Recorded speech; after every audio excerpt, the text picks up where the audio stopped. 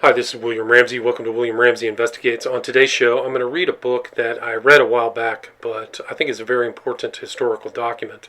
The title of the document is A Psychological Analysis of Adolf Hitler, His Life and Legend, compiled by Walter C. Langer for Bill Donovan in 1943 for the OSS, the precursor to the CIA. It's a formerly secret document that was declassified in 1999, although you can find it in different variations or versions. I think now it's in a book titled The Mind of Adolf Hitler. But it was something that was written and compiled from a variety of sources. It was actually based upon a 1,000-page book called the Hitler Source Book, which is a compilation of all kinds of material that was put together, provided to the psychologists, not just Walter C. Langer, but also Henry A. Murray, Ernst Kriss, and Bertram D. Lewin. And then they went through it and analyzed all these people, based upon all these people. And it's a very fascinating document and looks into the psychology of Adolf Hitler. And it made several accurate predictions that there would be an attempted assassination of him by the German aristocracy, and also that he would attempt suicide in defeat.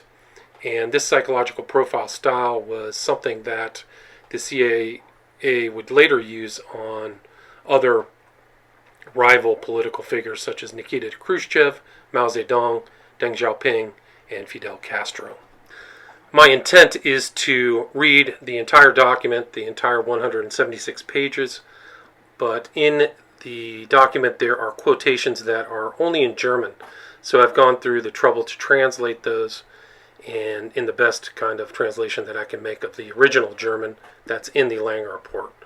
So, again, the title of the document is A Psychological Analysis of Adolf Hitler, His Life and Legend by Walter C. Langer, the M.O. branch of the Office of Strategic Services, Washington, D.C. Preface. This study is not propagandistic in any sense of the term. It represents an attempt to screen the wealth of contradictory, conflicting, and unreliable material concerning Hitler into strata which will be helpful to the policymakers and those who wish to frame a counter-propaganda. For this reason, the first three parts are purely descriptive and deal with the man, 1, as he appears to himself, 2, as he has been pictured to the German people, and 3, as he is known to his associates. These sections contain the basic material for the psychological analyses in sections 4 and 5, in which an attempt is made to understand Hitler as a person and the motivations underlying his actions. The material available for such an analysis is extremely scant and spotty. Fortunately, we have had at our disposal a number of informants who knew Hitler well and who would have been willing to cooperate to the best of their abilities. The study would have been entirely impossible were it not for the fact that there is a relatively high degree of agreement in the description of Hitler's behavior, sentiments, and attitudes given by these several informants. With this as a basis, it seemed worthwhile to proceed with the study, filling in the lacunae with knowledge gained from clinical experience in dealing with individuals of a similar type. This is not an entirely satisfactory procedure from a scientific point of view, but it is the only feasible method at the present time. Throughout the study, we have tried to be as objective as possible in evaluating his strengths as well as his weaknesses. All plain numbers in parentheses refer to the page of the Hitler Source Book, a companion volume in which the original material is found together with the complete reference. Numbers in parentheses preceded by MK or MNO refer to pages in Mein Kampf or My New Order respectively. A detailed index to the original material is to be found at the beginning of the source book. A complete bibliography is appended to this study. It is hoped that the study may be helpful in gaining a deeper insight into Adolf Hitler and the German people, and that it may serve as a guide for our propaganda activities as well as our future dealings with them. Walter C. Langer, Consultant, M.O. Branch, OSS. Part 1. Hitler as he believes himself to be. At the time of the reoccupation of the Rhineland in 1936, Hitler made use of an extraordinary figure of speech in describing his own conduct. He said, quote, "I follow my course with the precision and security of a sleepwalker," unquote. Even at that time, it struck the world as an unusual statement for the undisputed leader of 67 million people to make in the midst of an international crisis.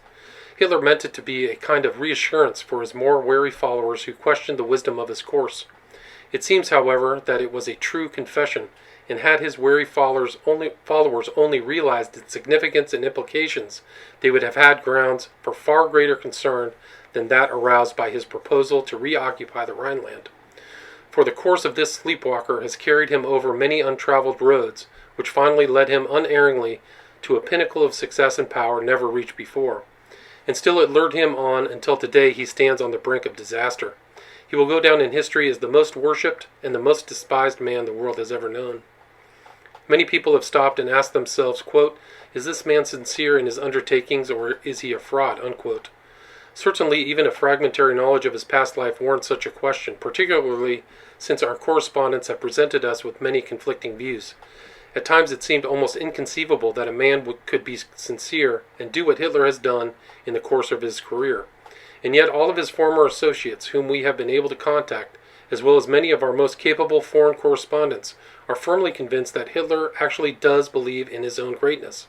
Fuchs reports that Hitler said to Schuschnigg during the Berchtesgaden interviews, quote, "Do you realize that you are in the presence of the greatest German of all time?" It makes little difference for our own purpose whether he actually spoke these words or not at this particular time, as alleged. In this sentence, he has summed up in a very few words an attitude to which he has expressed to some of our informants in person. To Rauschning, for example, he once said, quote, "I don't play war. I do not allow myself to be commanded by generals. I am waging war, the actual good, and I will wait for him. At the iron time, I determine the attack. There is only one opportunity, and I won't miss it." And it seems to be true that he has made a number of contributions to German offensive and defensive tactics and strategy. He believes himself to be an outstanding judge in legal matters and does not blush when he stands before the Reichstag while speaking to the whole world and says, quote, "For the last 24 hours I was the Supreme Court of the German people," unquote. Then, too, he believes himself to be the greatest of all German architects and spends a great deal of his time in sketching new buildings and planning the remodeling of entire cities. In spite of the fact that he failed to pass the examinations for admission to the art school, he believes himself to be the only competent judge in this field. A few years ago, he appointed a committee of 3 to act as final judges on all matters of art, but when their verdicts did not please him, he dismissed them and assumed their duties himself. It makes little difference whether the field be economics, education, foreign affairs, propaganda, movies, music, or women's dress. In each and every field, he believes himself to be an unquestioned authority. He prides himself on his hardness and brutality. Quote, "I am one of the hardest men Germany has had for decades, perhaps for centuries, equipped with the greatest authority of any German leader. But above all, I believe in my success. I believe in it unconditionally," unquote. This belief in his own power actually borders on a feeling of omnipotence, which he is not reluctant to display. Quote, "Since the events of last year, his faith in his own genius and his instinct, as one might say, in his star is boundless. Those who surround him are the first to admit that he now thinks himself infallible and invincible. That explains why he can no longer bear either criticism or contradiction. To contradict him in his eyes is a crime of lèse majesté. Opposition to his plans, from whatever side it may come, is a definite sacrilege, to which the only reply is an immediate and striking display of his omnipotence." That's from the French Yellow Book. Another diplomat reports a similar impression. Quote, "When I first met him, his logic and sense of realities had impressed me, but as time went on, he appeared to me to become more and more unreasonable and more convinced of his own infallibility and greatness." There seems to be little room for doubt concerning Hitler's firm belief in his own greatness. We must now inquire into the sources of this belief. Almost all writers have attributed Hitler's confidence to the fact that he is a great believer in astrology and that he is constantly in touch with astrologers who advise him concerning his course of action. This is almost certainly untrue. All of our informants who have known Hitler rather intimately discard the idea as absurd. They all agree that nothing is more foreign to Hitler's personality than to seek help from outside sources of this type. The informant of the Dutch legation holds a similar view. He says, quote, "Not only has the Führer never had his horoscope cast, but he is in principle against horoscopes because he feels he might be unconsciously influenced by them," unquote. It is also indicative that Hitler, for some time before the war, forbade the practice of fortune-telling and star-reading in Germany. It is true that it looks as though Hitler might be acting under some guidance of this sort which gives him the feeling and conviction of his own infallibility. These stories probably originated in the very early days of the party. According to Strasser, during the early 1920s, Hitler took regular lessons in speaking and mass psychology from a man named Hanussen, who was also a practicing astrologer and fortune teller. He was an extremely clever individual who taught Hitler a great deal concerning the importance of staging meetings to obtain the greatest dramatic effect. As far as can be learned, he never had any particular interest in the movement or any say on what course it should follow. It is possible that Hanussen had some contact with a group of astrologers referred to by von Wiegand, who were very active in Munich at this time. Although Hitler too may have come in contact with this group, for von Wiegand writes, quote, "When I first knew Adolf Hitler in Munich in 1921 and 1922, he was in touch with a circle that believed firmly in the portents of the stars. There was much whispering of the coming of another Charlemagne and a new Reich. How far Hitler believed in these astrological forecasts and prophecies in those days I never could get out of Der Führer. He neither denied nor affirmed belief. He was not adverse, however, to making use of the forecast to advance popular faith in himself and his then young and struggling movement. It is quite possible that from these beginnings the myth of his associations with astrologers has grown. Although Hitler has done considerable reading in a variety of fields of study, he does not in any way attribute his infallibility or omniscience to any intellectual endeavor on his part. On the contrary, he frowns on such sources when it comes to guiding the destiny of nations. His opinion of the intellect is, in fact, extremely low, for in various places he makes such statements as the following, quote, "Of secondary importance is the training of mental abilities. Overeducated people, stuffed with knowledge and intellect, but bare of any sound instincts. These impudent rascals, intellectuals who always know everything better than everybody else. The intellect has grown autocratic and has become a disease of life," unquote. Hitler's guide is something different entirely. It seems certain that Hitler believes that he has been sent to Germany by Providence and that he has a particular mission to perform. He is probably not clear on the scope of this mission beyond the fact that he has been chosen to redeem the German people and reshape Europe. Just how this is to be accomplished is also rather vague in his mind, but this does not concern him greatly because an inner voice communicates to him the steps he is to take. This is the guide which leads him on his course with the precision and security of a sleepwalker. Quote, "I carry out the commandments that Providence has laid upon me. No power on earth can shake the German Reich now. Divine Providence has willed it that I carry through the fulfillment of the Germanic task. But if the voice speaks, then I know the time has come to act," unquote. It is this firm conviction that he has a mission and is under the guidance and protection of Providence which is responsible in large part for the contagious effect he has had on the German people. Many people believe that this feeling of destiny and mission have come to Hitler through his successes. This is probably false. Later in our study, Part 5, we will try to show that Hitler has had this feeling for a great many years, although it may not have become a conscious conviction until much later. In any case, it was forcing its way into consciousness during the last war and has played a dominant role in his actions ever since. Mend, one of his comrades, for example, reports, quote, "I do not remember a narrow prophecy in this context. Shortly before Christmas 1915, he told himself that we would still hear a lot from him. We should just wait until his time has come," unquote. Then, too, Hitler has reported several incidents during the war which proved to him that he was under divine protection. The most startling of these is the following. Quote, "I was eating my dinner in a trench with several comrades. Suddenly a voice seemed to be saying to me, 'Get up and go over there.' It was so clear and insistent that I obeyed automatically, as if it had been a military order. I rose at once to my feet and walked 20 yards along the trench, carrying my dinner in its tin can with me. Then I sat down to go on eating, my mind being once more at rest. Hardly had I done so when a flash and a deafening report came from the part of the trench I had just left. A stray shell had burst over the group in which I had been sitting, and every member of it was killed," unquote.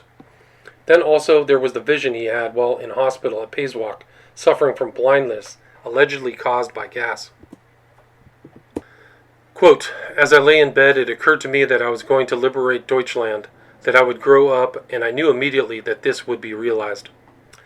These experiences must later have fit in beautifully with the views of the Munich astrologers, and it is possible that underneath Hitler felt that if there was any truth in their predictions, they probably referred to him.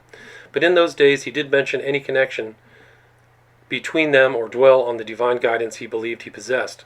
Perhaps he felt that such claims at the beginning of the movement might hinder rather than help it. However, as von Wiegand has pointed out, he was not averse to making use of the forecast to advance his own ends. At that time, he was content with the role of a drummer who was heralding the coming of the real Savior. Even then, however, the role of drummer was not as innocent or as insignificant in Hitler's mind as might be supposed. This was brought out in his testimony during the trial following the unsuccessful beer hall putsch of 1923. At that time he said, quote, "Accept the conviction that I do not consider it desirable to obtain a ministerial post. I don't think it's a great man to want to give his name to history just by becoming a minister. As I could see, that was 1,000 times more from the first day. I wanted to become the breakers of the Marxists. I will solve the issue, and if I solve it, then the title of a minister would be a laugh for me. When I stood in front of Richard Wagner's grave for the first time, my heart swelled over Stolz that here rests a man who has asked himself to be written up. Here rests Privy Councillor, Music Director, par excellence, Baron Richard von Wagner, I was proud that this man and so many men of German history made up their way to give their name to posterity, not their title. I didn't want to be a drummer out of modesty. That is the highest, and the other is a small thing." After his stay in Landsberg, Hitler no longer referred to himself as the drummer. Occasionally he would describe himself in the words of St. Matthew, as a voice crying in the wilderness, or as St. John the Baptist, whose duty was to hew a path for him who was to come, and lead the nation to power and glory. More frequently, however, he referred to himself as the Führer, a name chosen by Hess during their imprisonment. As time went on, it became clear that he was thinking of himself as the Messiah, and that it was he who was destined to lead Germany to glory. His references to the Bible became more frequent, and the movement began to take on a religious atmosphere. Comparisons between Christ and himself became more numerous and found their way into his conversation and speeches. For example, he would say, quote, "When I came to Berlin a few weeks ago and looked at the traffic in the Kurfürstendamm, the luxury, the perversion, the iniquity, the wanton display, and the Jewish materialism disgusted me so thoroughly that I was almost beside myself. I nearly imagined myself to be Jesus Christ when he came to his Father's temple and found it taken by the money changers. I can well imagine how he felt when he seized a whip and scourged them out." Unquote. During his speech, according to Hafstangl, he swung his whip around violently as though to drive out the Jews and the forces of darkness, the enemies of Germany and German honor. Dietrich Eckart, who discovered Hitler as a possible leader and who had witnessed this performance, said later, quote, "When a man gets to the point of identifying himself with Jesus Christ, then he is ripe for an insane asylum." Unquote. The identification in all this was not with Jesus Christ, the crucified, but Jesus Christ the furious, lashing the crowds. As a matter of fact, Hitler has very little admiration for Christ the crucified. Although he was brought up a Catholic and received communion, during the war he severed his connection with the Church directly afterwards. This kind of Christ he considers soft and weak and unsuitable as a German Messiah. The latter must be hard and brutal if he is to save Germany and lead it to its destiny. Quote, "My feeling as a Christian points me to my Lord and Savior as a fighter. It points me to the man who once in loneliness, surrounded by only a few followers, recognized these Jews for what they were and summoned men to fight against them, and who, God's truth, was greatest not as a sufferer, but as a fighter. In boundless love as a Christian and as a man, I read through the passage which tells us how the Lord rose at last in his might and seized the scourge to drive out of the temple the brood of vipers and adders. How terrific was the fight for the world against the Jewish poison." And to Rauschning he once referred to the Jewish Christ creed with its effeminate pity ethics. It is not clear from the evidence whether the new state religion was part of Hitler's plan or whether developments were such that it became feasible. It is true that Rosenberg had long advocated such a move, but there is no evidence that Hitler was inclined to take such a drastic step until after he had come to power.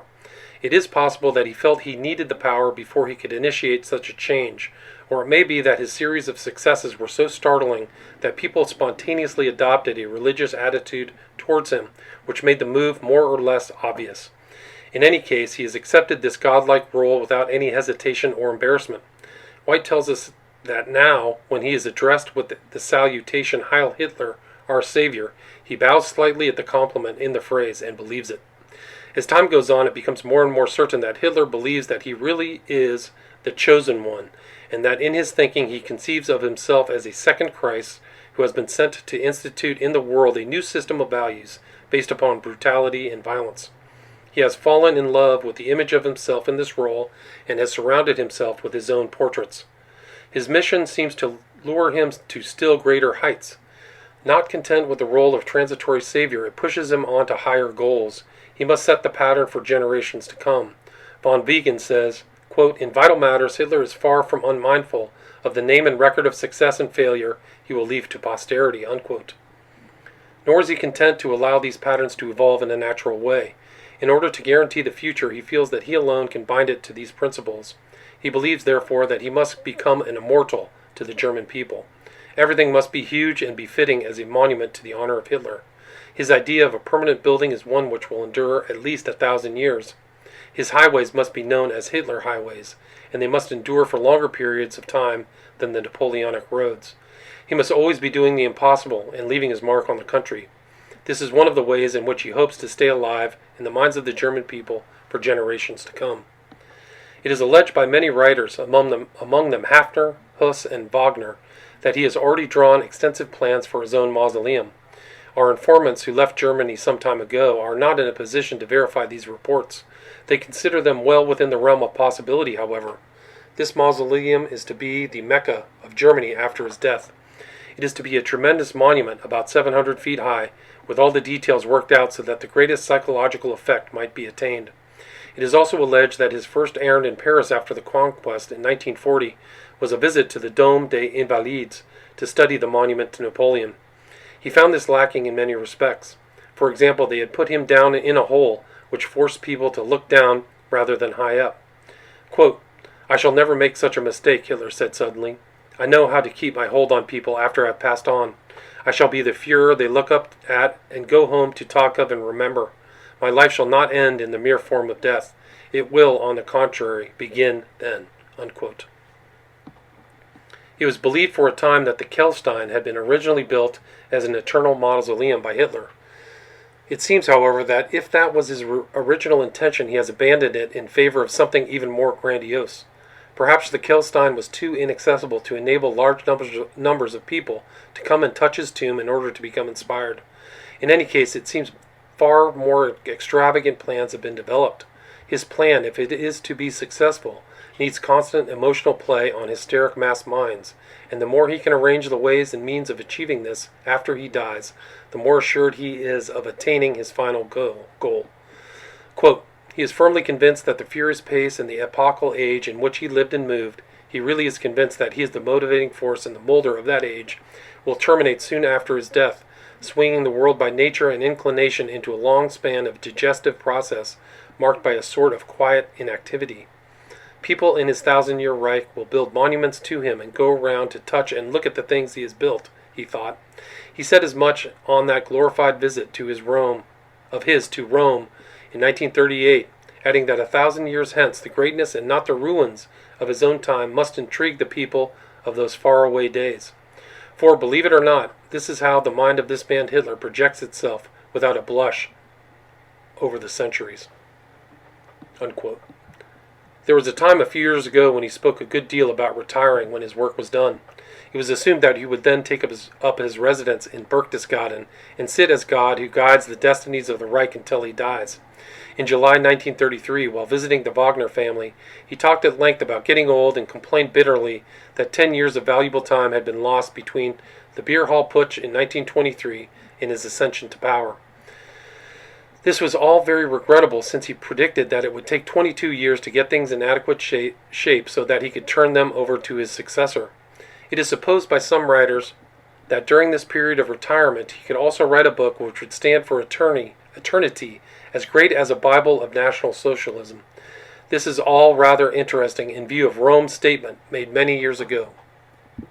Quote, "He prefers to sit in the mountains and play the dear God." Unquote.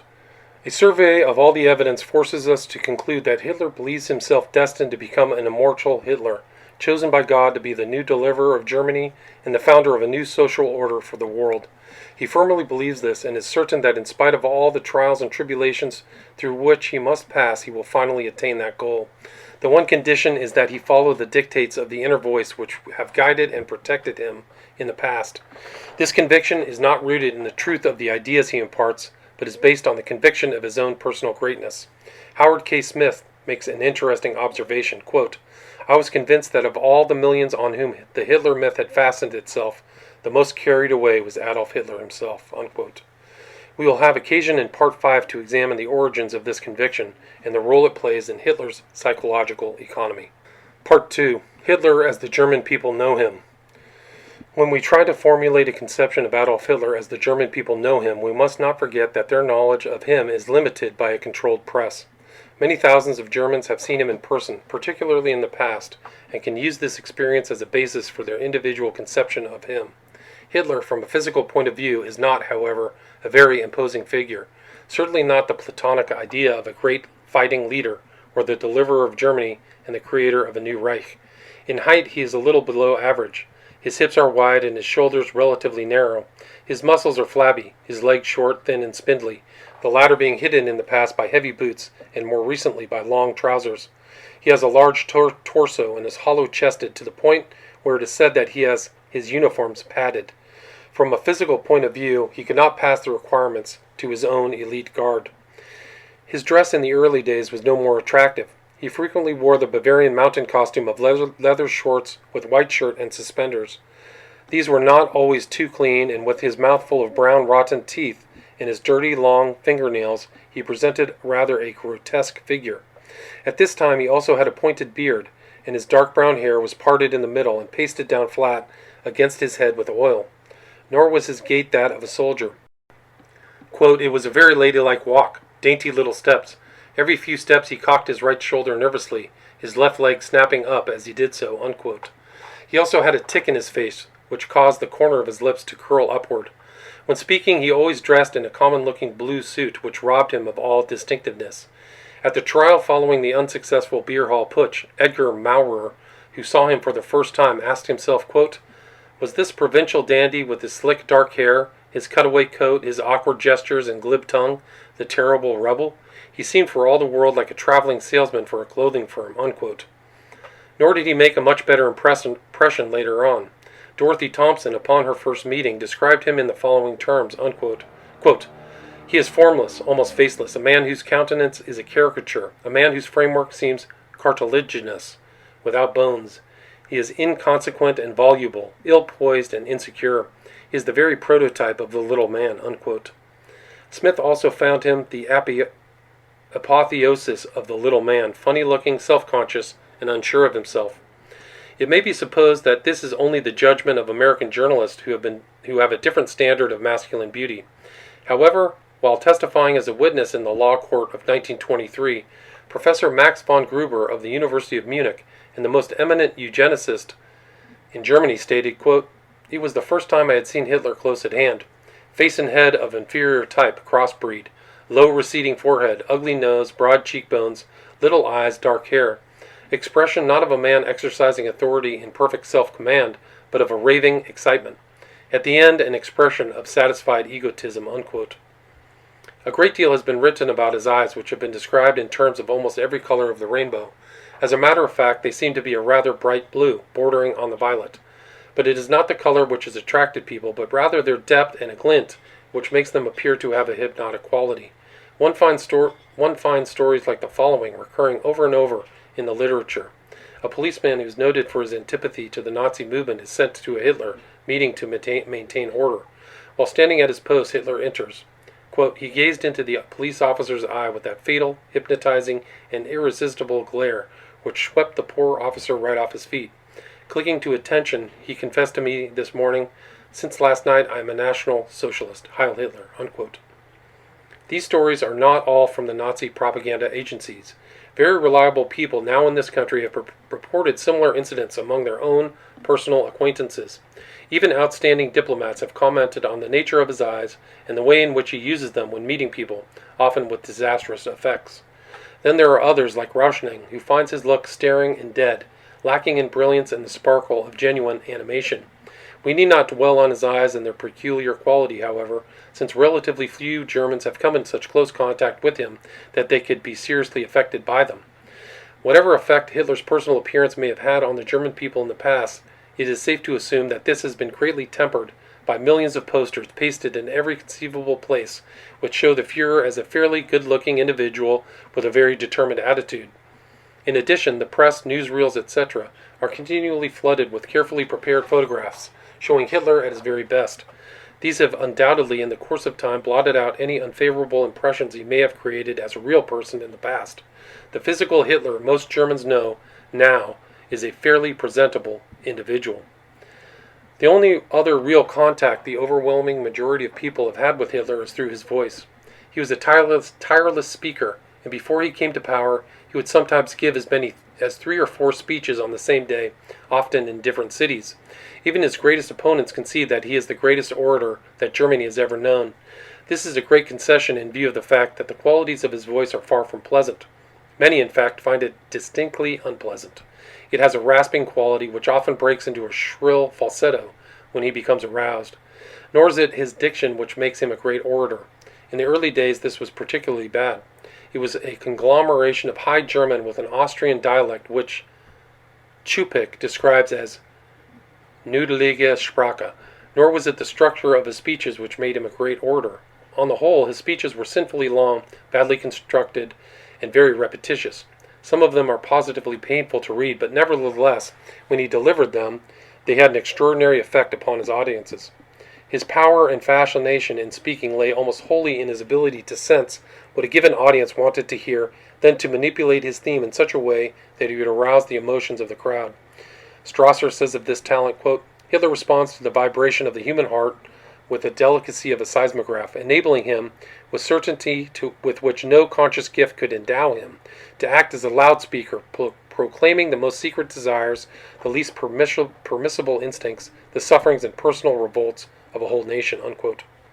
Before coming to power, almost all of his speeches centered around the following 3 themes. 1. The treason of November criminals. 2.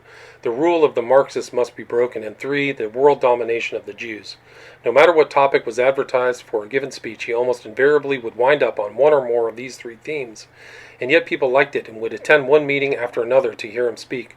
It was not, therefore, so much what he said that appealed to his audiences as how he said it. Even in the early days, Hitler was a showman with a great sense of the dramatic.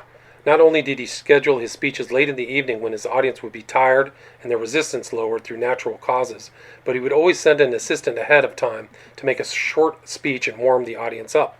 Stormtroopers always played an important role at these meetings and would line the aisle through which he would pass.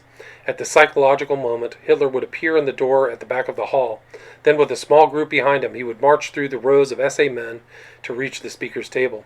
He never glanced to the right or to the left as he came down the aisle, and became greatly annoyed if anyone tried to accost him or hampered his progress. Whenever possible, he would have a band present, and they would strike up a lively military march as he came down the aisle.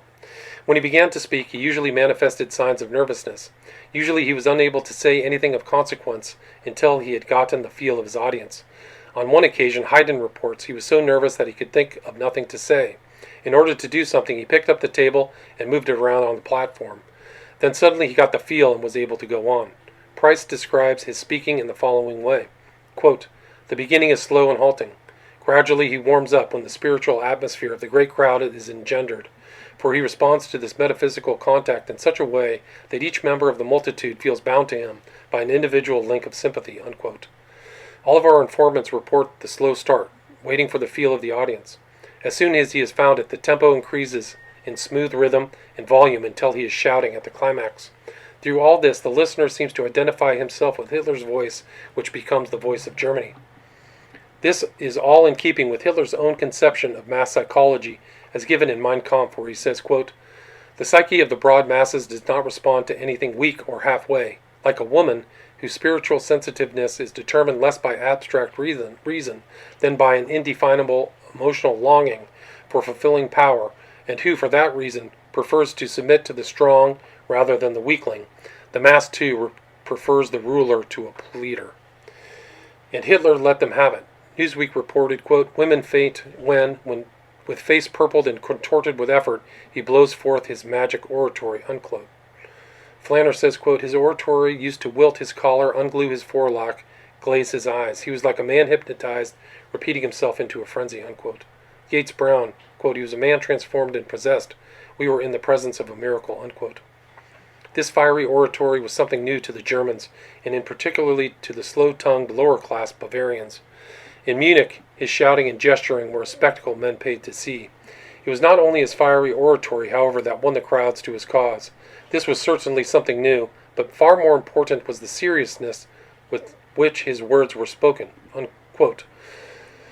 Every one of his words comes out charged with a powerful current of energy. At times it seems as if they are torn from the very heart of the man, causing him indescribable anguish. Leaning from the tribune, as if he were trying to impel his inner self into the consciousness of all these thousands, he was holding the masses and me with them under a hypnotic spell. It was clear that Hitler was feeling the exaltation of the emotional response now surging up toward him. His voice rising to passionate climaxes, his words were like a scourge. When he stopped speaking, his chest was still heaving with emotion." Unquote. Many writers have commented upon his ability to hypnotize his audience. Stanley High reports, quote, "When at the climax he sways from one side to the other, his listeners sway with him. When he leads forward, they also lean forward, and when he concludes, they are either awed and silent or on their feet in a frenzy." Unquote. Unquestionably, as a speaker, he has had a powerful influence on the common run of German people. His meetings were always crowded, and by the time he got through speaking, he had completely numbed the critical faculties of his listeners to the point where they were willing to believe almost anything he said. He flattered them and cajoled them. He hurled accusations at them one moment and amused them the next by building up a straw man, which he promptly knocked down. His tongue was like a lash which whipped up the emotions of his audience. And somehow he always managed to say what the majority of the audience was already secretly thinking but could not verbalize. When the audience began to respond, it affected him in return. Before long, to this reciprocal relationship, he and his audience became intoxicated with the emotional appeal of his oratory. It was this Hitler that the German people knew at first hand. Hitler, the fiery orator, who tirelessly rushed from one meaning to another, working himself to the point of exhaustion on their behalf. Hitler, whose heart and soul were in the cause, and who struggled endlessly against overwhelming odds and obstacles to open their eyes to the true state of affairs. Hitler, who could arouse their emotions and channelize them towards goals of national aggrandizement. Hitler, the courageous, who dared to speak the truth and defy national authorities as well as the international oppressors.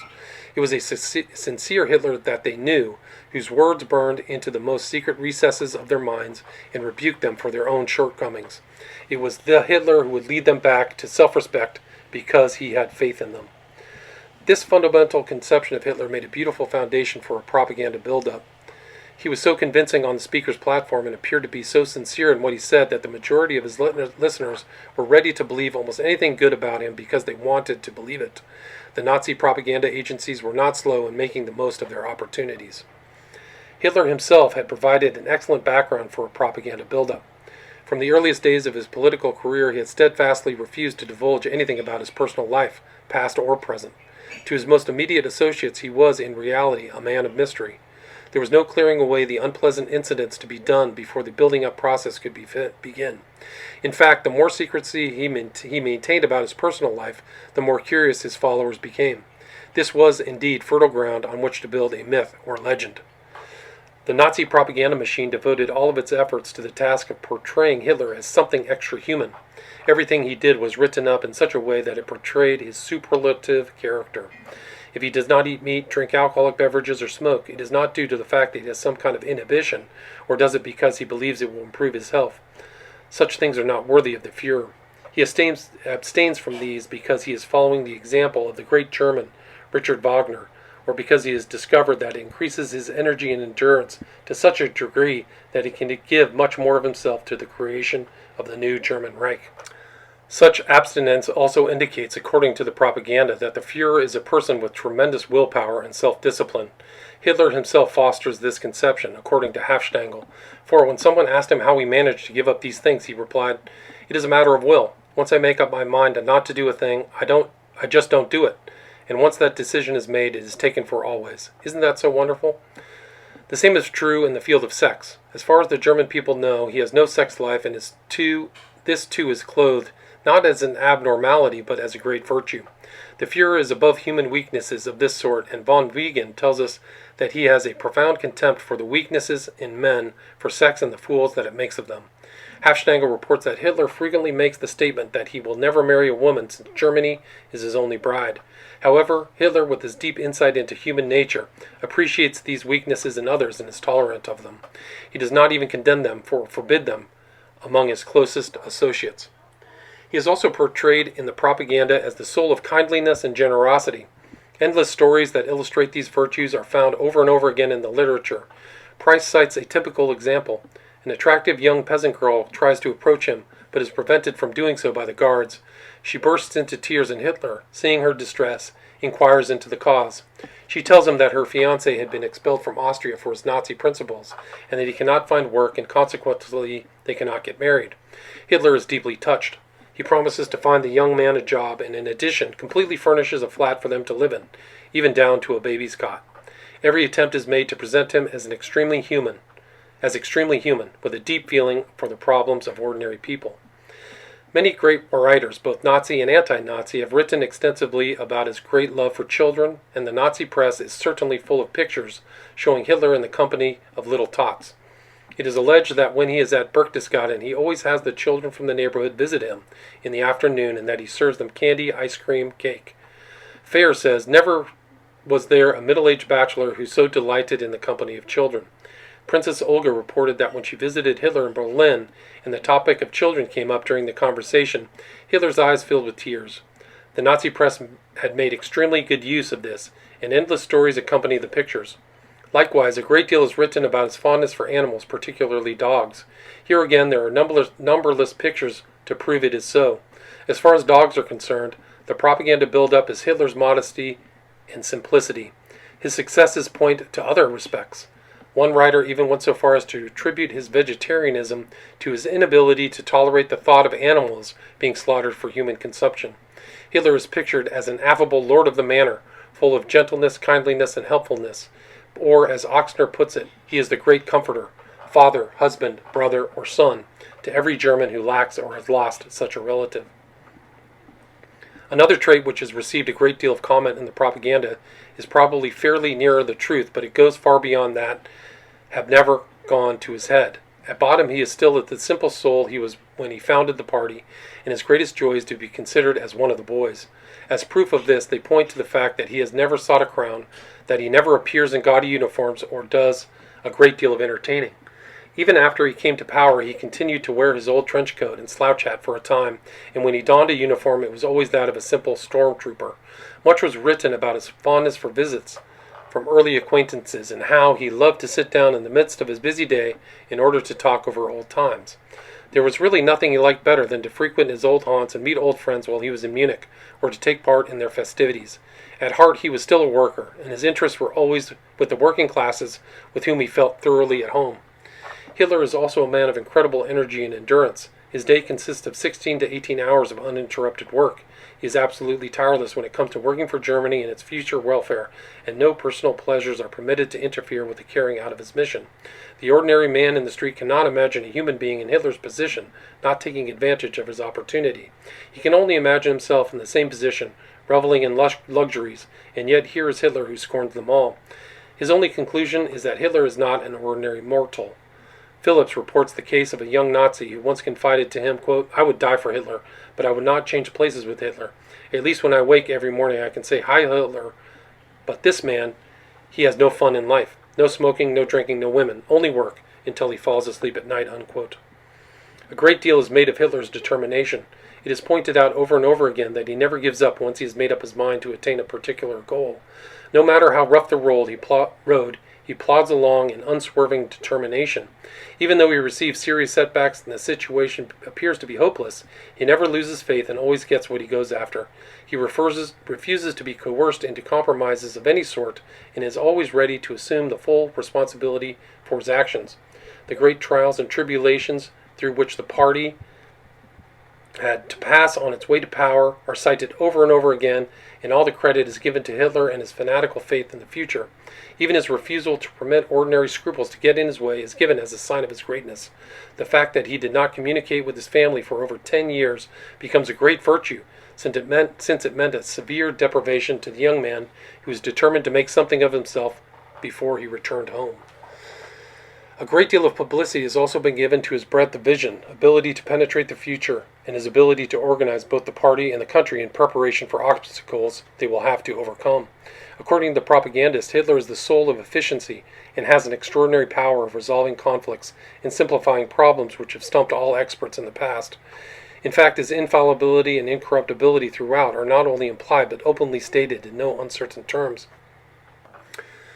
He is also a person of great patience who would never spill a drop of human blood if it could possibly be avoided. Over and over again one hears of his great patience with the democracies, with Czechoslovakia and with Poland. But here, as in his private life, he never loses control of his emotions.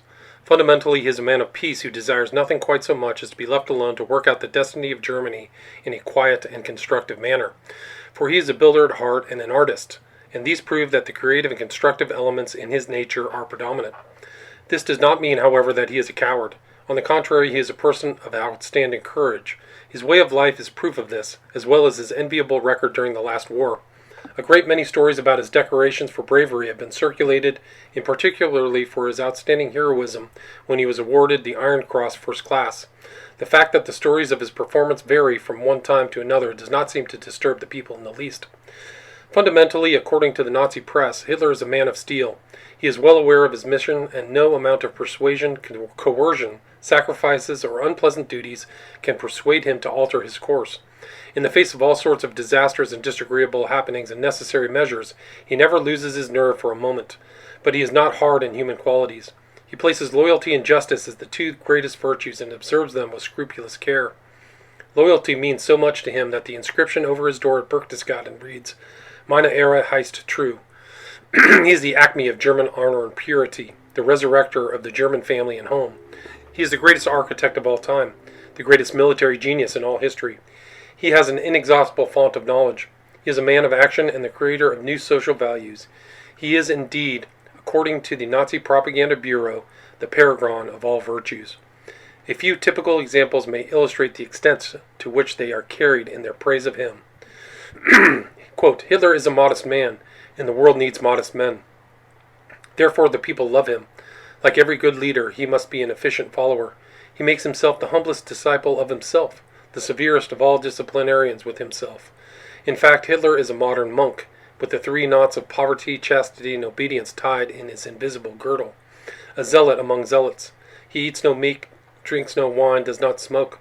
I am told he takes for himself no salary, but lives privately from the income of his book Mein Kampf. Surplus funds he turns back to the SA. His workday consists of 18 hours usually, and he often falls asleep in the last hour of his work. There have been 4 women in his life, but only to help him along with service and money. He once gave a lecture at Bayreuth on Wagner and Deutsche Lieder that astounded the musical critics and revealed him as a musical scholar of parts. Sheer opportunism never lured him, as much as the opportunity to preach his doctrines. His quality is messianic. His spiritual trend is ascetic. His reaction is medieval. Phillips, Germany Today and Tomorrow. Hitler not only knows about all these writings, but since he has always been the guiding spirit in all German propaganda, and usually plans the broad lines that are to be followed, it is safe to assume that he himself is responsible for the instigation and development of this mythical personality. When we look back over the development of this build-up, we can see clearly that Hitler, from the very beginning, planned on making himself a mythological figure. He opens Mein Kampf with the following passage, quote, In this little town on the River Inn, Bavarian by blood and Austrian by nationality, gilded by the light of German martyrdom, there lived at the end of the 80s of the last century my parents, the father a faithful civil servant, the mother devoting herself to the cares of the household and looking after her children with the eternally the same loving kindness. This is the classic way of beginning a fairy tale rather than a serious autobiography or a political treatise. In the very first sentence of the book, he implies that fate was already smiling on him at the time of his birth, for it reads, quote, Today I consider it in my good fortune that fate designated Braunau on the Inn as the place of my birth, unquote. As soon as Hitler came to power, new weapons for self-aggrandizement were put into the hands of the propagandists, and they made good use of them. Unemployment dropped off rapidly. Roads that the Germans never dreamed of sprung up overnight. New and imposing buildings were erected with astounding rapidity. The face of Germany was being lifted at an incredible speed. Hitler was keeping his promises. He was accomplishing the impossible. Every success in diplomacy, every social reform was heralded as world-shaking in its importance. And for each success, Hitler modestly accepted all the credit.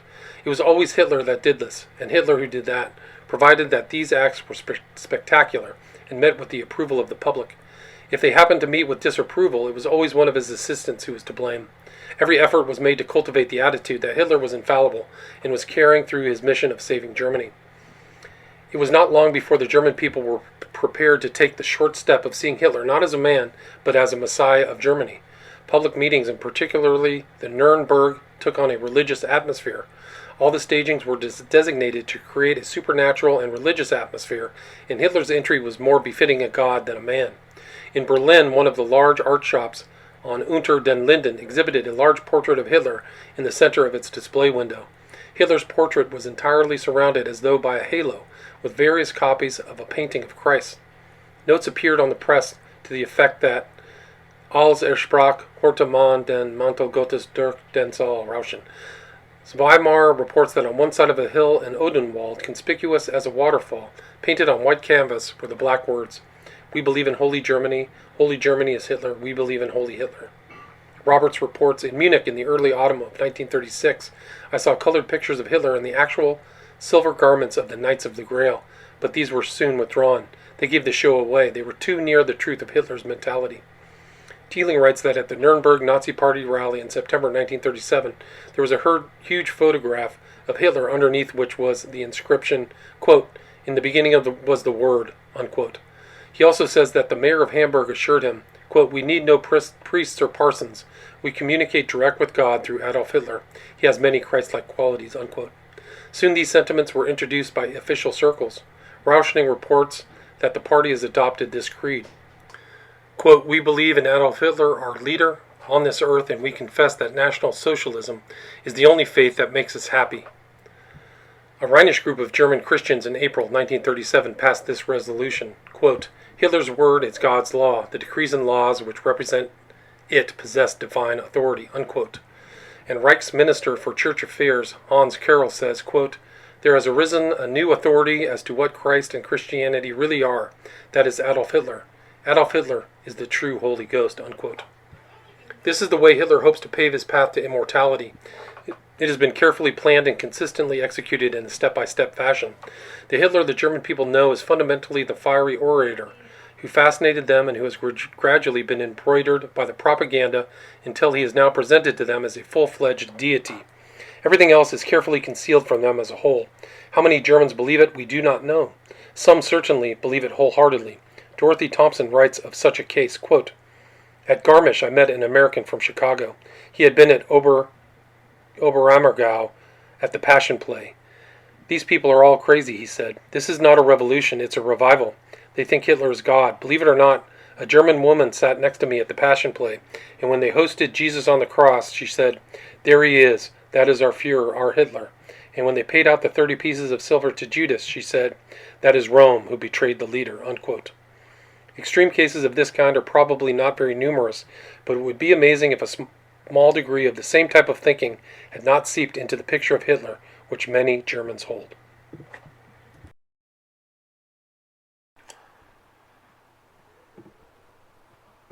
Part 3. Hitler as his associates know him. The picture the Nazi propaganda machine has painted of Hitler certainly seems like an extravagant one. Even if we ignore the deifying elements, it seems like a fantasy of a Superman, the paragon of all virtues.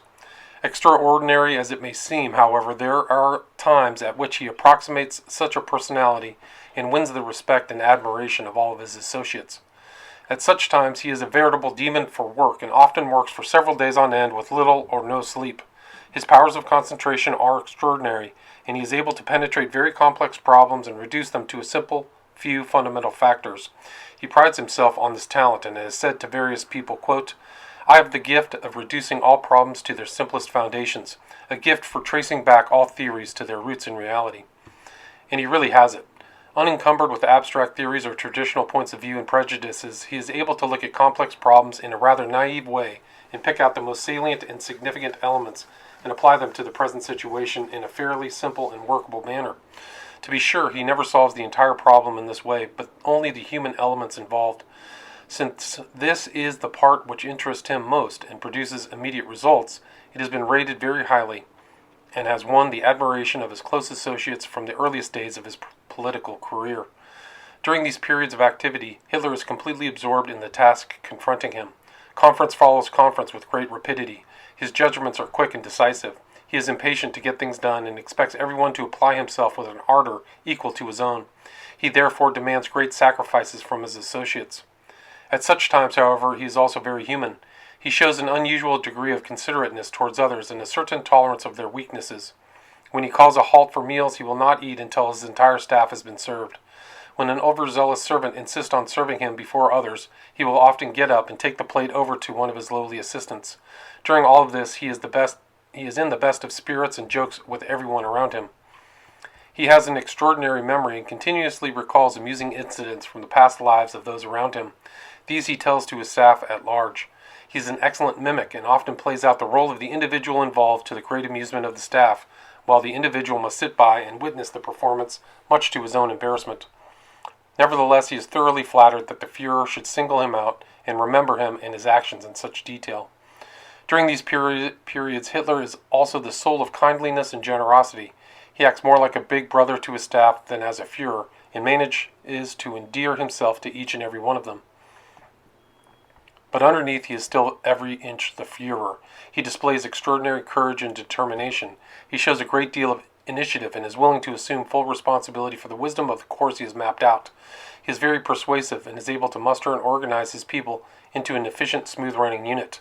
Personal frictions disappear for the time being, and everybody has but a single thought in mind: to do what the Führer wishes. He works with great certainty and security and appears to have the situation entirely in hand. All kinds of facts and figures relevant to the problem flow from him without the slightest hesitation or effort, much to the amazement of those about him. He can cite the tonnages of ships in various navies. Quote, he knows exactly what kind of armament, the kind of armor plates, the weight, the speed, and the number of the crew of every ship in the British Navy.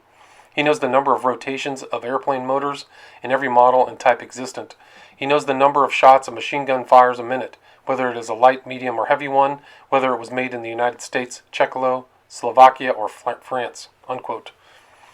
Then, too, his staff has learned from past experience that when Hitler is one of these moods, he approximates infallibility, particularly with the support of the people is needed to carry through the project on which he is engaged.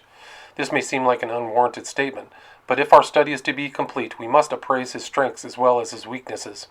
It can scarcely be denied that he has some extraordinary abilities where the psychology of the average man is concerned. He has been able, in some manner or other, to unearth and apply successfully many factors pertaining to group psychology, the importance of which has not been generally recognized, and some of which we might adopt to good advantage. These might be briefly summarized as follows. 1. Full appreciation of the importance of the masses in the success of any movement. Hitler has phrased this very well in Mein Kampf. Quote, the lack of knowledge of the internal driving forces of great changes led to an insufficient evaluation of the importance of the great masses of the people. From this resulted the scanty interest in the social question, the deficient courting of the soul of the nation's lower classes. Unquote. 2. Recognition of the inestimable value of winning the support of youth. Realization of the immense momentum given a social movement by the wild fervor and enthusiasm of young people, as well as the importance of early training and indoctrination. 3. Recognition of the role of women in advancing a new movement, and of the fact that the reactions of the masses as a whole have many feminine characteristics. As early as 1923, he said to Hafstangl, quote, do you know the audience at a circus is just like a woman? Die Masse das Volk ist wie ein Weib. Someone who does not understand the intrinsically feminine character of the masses will never be an effective speaker. Ask yourself, what does a woman expect from a man? Clearness, decision, power, and action. What we want is to get the masses to act. Like a woman, the masses fluctuate between extremes. The crowd is not only like a woman, but women can constitute the most important element in an audience. The women usually lead, then follow the children, and at last, when I have already won over the whole family, follow the fathers. Unquote. And in Mein Kampf he writes, quote, the people in an overwhelming majority are so feminine in their nature and attitude that their activities and thoughts are motivated less by sober consideration than by feeling and sentiment. Unquote. 4. The ability to feel, identify, and express in passionate language the deepest needs and sentiments of the average German and to present opportunities or possibilities for their gratification. 5. Capacity to appeal to the most primitive as well as the most ideal inclinations in man, to arouse the basest instincts and yet cloak them with nobility, justifying all actions as means to the attainment of an ideal goal. Hitler realized that men will not combine and dedicate themselves to a common purpose unless this purpose be an ideal one capable of survival beyond their generation. He has also perceived that although men will die only for an ideal, their continued zest and enterprise can be maintained only by a succession of more immediate and earthly satisfactions. 6. Appreciation of the fact that the masses are as hungry for a sustaining ideology and political action as they are for daily bread. Any movement which does not satisfy this spiritual hunger in the masses will not mobilize their wholehearted support and is destined to fail. Quote, all force which does not spring from a firm spiritual foundation will be hesitating and uncertain. It lacks the stability which can only rest on a fanatical view of life. Every attempt at fighting a view of life by means of force will finally fail unless the fight against it represents the form of an attack for the sake of a new spiritual direction. Only in the struggle of two views of life with each other can the weapon of brute force, used continuously and ruthlessly, bring about the decision in favor of the side it supports. Unquote. 7. The ability to portray conflicting human forces in vivid, concrete imagery that is understandable and moving to the ordinary man. This comes down to the use of metaphors in the form of imagery, which, as Aristotle has said, is the most powerful force on earth. 8. The faculty of drawing on the traditions of the people and by reference to the great classical mythological themes evoke the deepest unconscious emotions of the audience. The fact that the unconscious mind is more intensely affected by the great eternal symbols and themes is not generally understood by most modern speakers and writers. 9. Realization that enthusiastic political action does not take place if the emotions are not deeply involved. 10. Appreciation of the willingness, almost desire, of the masses to sacrifice themselves on the altar of social improvement or spiritual values. 11. Realization of the importance of artistry and dramatic intensity in conducting large meetings, rallies, and festivals. This involves not only an appreciation of what the artist, the writer, musician, and painter can accomplish in the way of evoking emotional responses, but also the leader's recognition of the necessity of his participation in the total dramatic effect as chief character and hero. Hitler has become master of all the arts of highlighting his own role in the movement for a greater Germany. Schirrer describes this very well. Quote, a searchlight plays upon his lone figure as he walks slowly through the hall, never looking to the right or left, his right hand raised in salute, his left hand at the buckle of his belt. He never smiles. It is a religious rite, this procession of the modern Messiah incarnate. Behind him are his adjutants and Secret Service men, but his figure alone is flooded with light. By the time Hitler has reached the rostrum, the masses will have been so worked upon that they are ready to do his will. Unquote. 12. A keen appreciation of the value of slogans, catchwords, dramatic phrases, and happy epigrams in penetrating the deeper levels of the psyche. In speaking to Hafstangl on this point, he once used the following figure of speech. Quote, there is only so much room in a brain, so much wall space, as it were, and if you furnish it with your slogans, the opposition has no place to put up any pictures later on, because the apartment of the brain is already crowded with your furniture. Hafstangl adds that Hitler has always admired the use of the Catholic Church made of slogans and has tried to imitate it. Unquote. 13. Realization of a fundamental loneliness and feeling of isolation in people living under modern conditions and a craving to belong to an active group which carries a certain status, provides cohesiveness, and gives the individual a feeling of personal worth and belongingness. 14. Appreciation of the value underlying a hierarchical political organization which affords a direct contact with each individual. 15. Ability to surround himself with and maintain the allegiance of a group of devoted aides whose talents complement his own. 16. Appreciation of winning confidence from the people by a show of efficiency within the organization and government. It is said that foods and supplies are already in the local warehouses when the announcement concerning the date of distribution is made. Although they could be distributed immediately, the date is set for several weeks ahead in order to create an impression of super efficiency and win the confidence of the people. Every effort is made to avoid making a promise which cannot be fulfilled at precisely the appointed time. 17. Appreciation of the important role played by little things which affect the everyday life of the ordinary man in building up and maintaining the morale of the people. 18. Full recognition of the fact that the overwhelming majority of the people want to be led and are ready and willing to submit if the leader can win their respect and confidence. Hitler has been very successful in this respect because he has been able to convince his followers of his own self-confidence and because he has guessed right on so many occasions that he has created the impression of infallibility. 19. This was largely possible because he is naturally a tactical genius. His timing of decisions and actions has almost been uncanny. As Thiessen puts it, quote, "Sometimes his intelligence is astonishing, miraculous political intuition, devoid of all moral sense, but extraordinarily precise. Even in a very complex situation, he discerns what is possible and what is not," unquote. 20. Hitler's strongest point is, perhaps, his firm belief in his mission, and in public the complete dedication of his life to its fulfillment. It is the spectacle of a man whose convictions are so strong that he sacrifices himself for the cause which appeals to others and induces them to follow his example. This demands a fanatical stubbornness which Hitler possesses to a high degree. Quote, "Only a storm of glowing passion can turn the destinies of nations, but this passion can only be roused by a man who carries it within himself," unquote. 21. He also has the ability to appeal to and arouse the sympathetic concern and protectiveness of his people, to represent himself as the bearer of their burdens and their future, with the result that he becomes a personal concern to individuals, and many, particularly the women, feel tenderly and compassionately about him. They must always be careful not to inflict undue annoyance or suffering on the Führer. 22. Hitler's ability to repudiate his own conscience in arriving at political decisions has eliminated the force which usually checks and complicates the forward-going thoughts and resolutions of most socially responsible statesmen. He has, therefore, been able to take that course of action which appeals to him as most effective without pulling his punches. The result has been that he has frequently outwitted his adversaries and attained ends which would not have been easily attained by a normal course. Nevertheless, it has helped to build the myth of his infallibility and invincibility. 23. Equally important has been his ability to persuade others to repudiate their individual consciences and assume that role himself. He can then decree for the individual what is right and wrong, permissible and unpermissible, and can use them freely in the attainment of his own ends. As Goering had said, quote, "I have no conscience. My conscience is Adolf Hitler," unquote. 24. This has enabled Hitler to make full use of terror and mobilize the fears of the people, which he evaluated with an almost uncanny precision.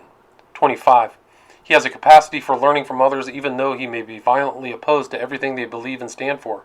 The use of terror, for example, he says he learned from the communists, the use of slogans from the Catholic Church, the use of propaganda from the democracies, etc.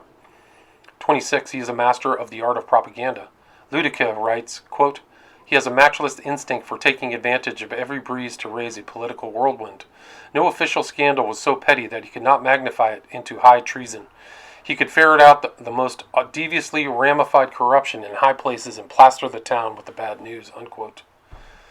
His primary rules were, never allow the public to cool off, never admit a fault or wrong, never concede that there may be some good in your enemy, never leave room for alternatives, never accept blame. Concentrate on one enemy at a time and blame him for everything that goes wrong. People will believe a big lie sooner than the little one, and if you repeat it frequently enough, people will sooner or later believe it.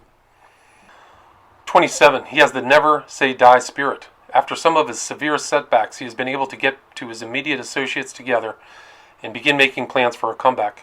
Events which would crush most individuals, at least temporarily, seem to act as stimulants to greater efforts in Hitler. These are some of Hitler's outstanding talents and capacities. They have enabled him to attain a position of unprecedented power in an incredibly short period of time, over a rarely used route. No other Nazi in a high position possesses these abilities in any comparable degree, and consequently they could not displace him in the minds of the masses. His associates recognize these capacities in Hitler, and they admire and respect his extraordinary leadership qualities, particularly the influence he has over people. In addition, they love him for his very human qualities when he is at his best and is engaged in some important undertaking. These are aspects of Hitler's personality we should never lose sight of when evaluating his hold on his associates or on the German people. He has a magnetic quality about him which, together with his past accomplishments, wins the allegiance of people and seems to rob them of their critical functions. It is a bond which does not easily dissolve even in the face of evidence that he is not always what he pretends to be. In fact, he is more often than not the exact opposite. We have reviewed Hitler's strength and briefly portrayed his character when he is at his best. It is now time to look at the other side of his personality, the side which is known only to those who are on fairly intimate terms with him. Perhaps the truest words that Goebbels ever wrote are, quote, "The Führer does not change. He is the same now when he was a boy," unquote. If we glance at his boyhood, we find that Hitler was far from a model student. He studied what he wanted to study and did fairly well in these subjects. Things which did not interest him he simply ignored, even though his marks were unsatisfactory or failing. For over a year before his mother died, he did nothing, as far as can be determined, except lie around the house or occasionally paint a few watercolors. Although they were in difficult financial circumstances, he did not seek work or try to improve himself in school. He was self-willed, shy, and inactive. In Vienna, after his mother died, he continued this pattern, even though he was frequently on the verge of starvation and reduced to begging on the streets. Hanisch, who was his flop house buddy, reports that he was never an ardent worker, was unable to get up in the morning, and had difficulty in getting started, and seemed to be suffering from a paralysis of the will. As soon as he had sold a picture and had a little money in his pocket, he stopped work and spent his time listening to Parliament, reading newspapers in the cafes, or delivering lengthy political dissertations to his fellows in the hostel. This behavior he justified on the grounds that, quote, he must have leisure, he was not a coolie, unquote. When Hanisch asked him one day what he was waiting for, Hitler replied, I don't know myself. As an adult, he is still this little boy, except when he is in one of his active moods. In 1931, Billing wrote, quote, the internal difficulties of a Hitler government will lie in the person of Hitler himself. Hitler will not be able to avoid a regulated spiritual activity. Ludica also wrote, he had a typical Austrian Schlamperei, which is layabout. He suffered from all-embracing disorderliness. Naturally, this grew less in time, but at the beginning it was apparent in everything. It was indeed so apparent that early in the history of the movement, the party engaged a secretary whose duty it was to keep track of Hitler and see to it that he fulfilled his duties and obligations. The move was only partially successful, however. Quote, Hitler was always on the go, but rarely on time, unquote. He is still rarely on time and frequently keeps important foreign diplomats as well as his own staff waiting for considerable periods of time. He is unable to maintain any kind of a working schedule.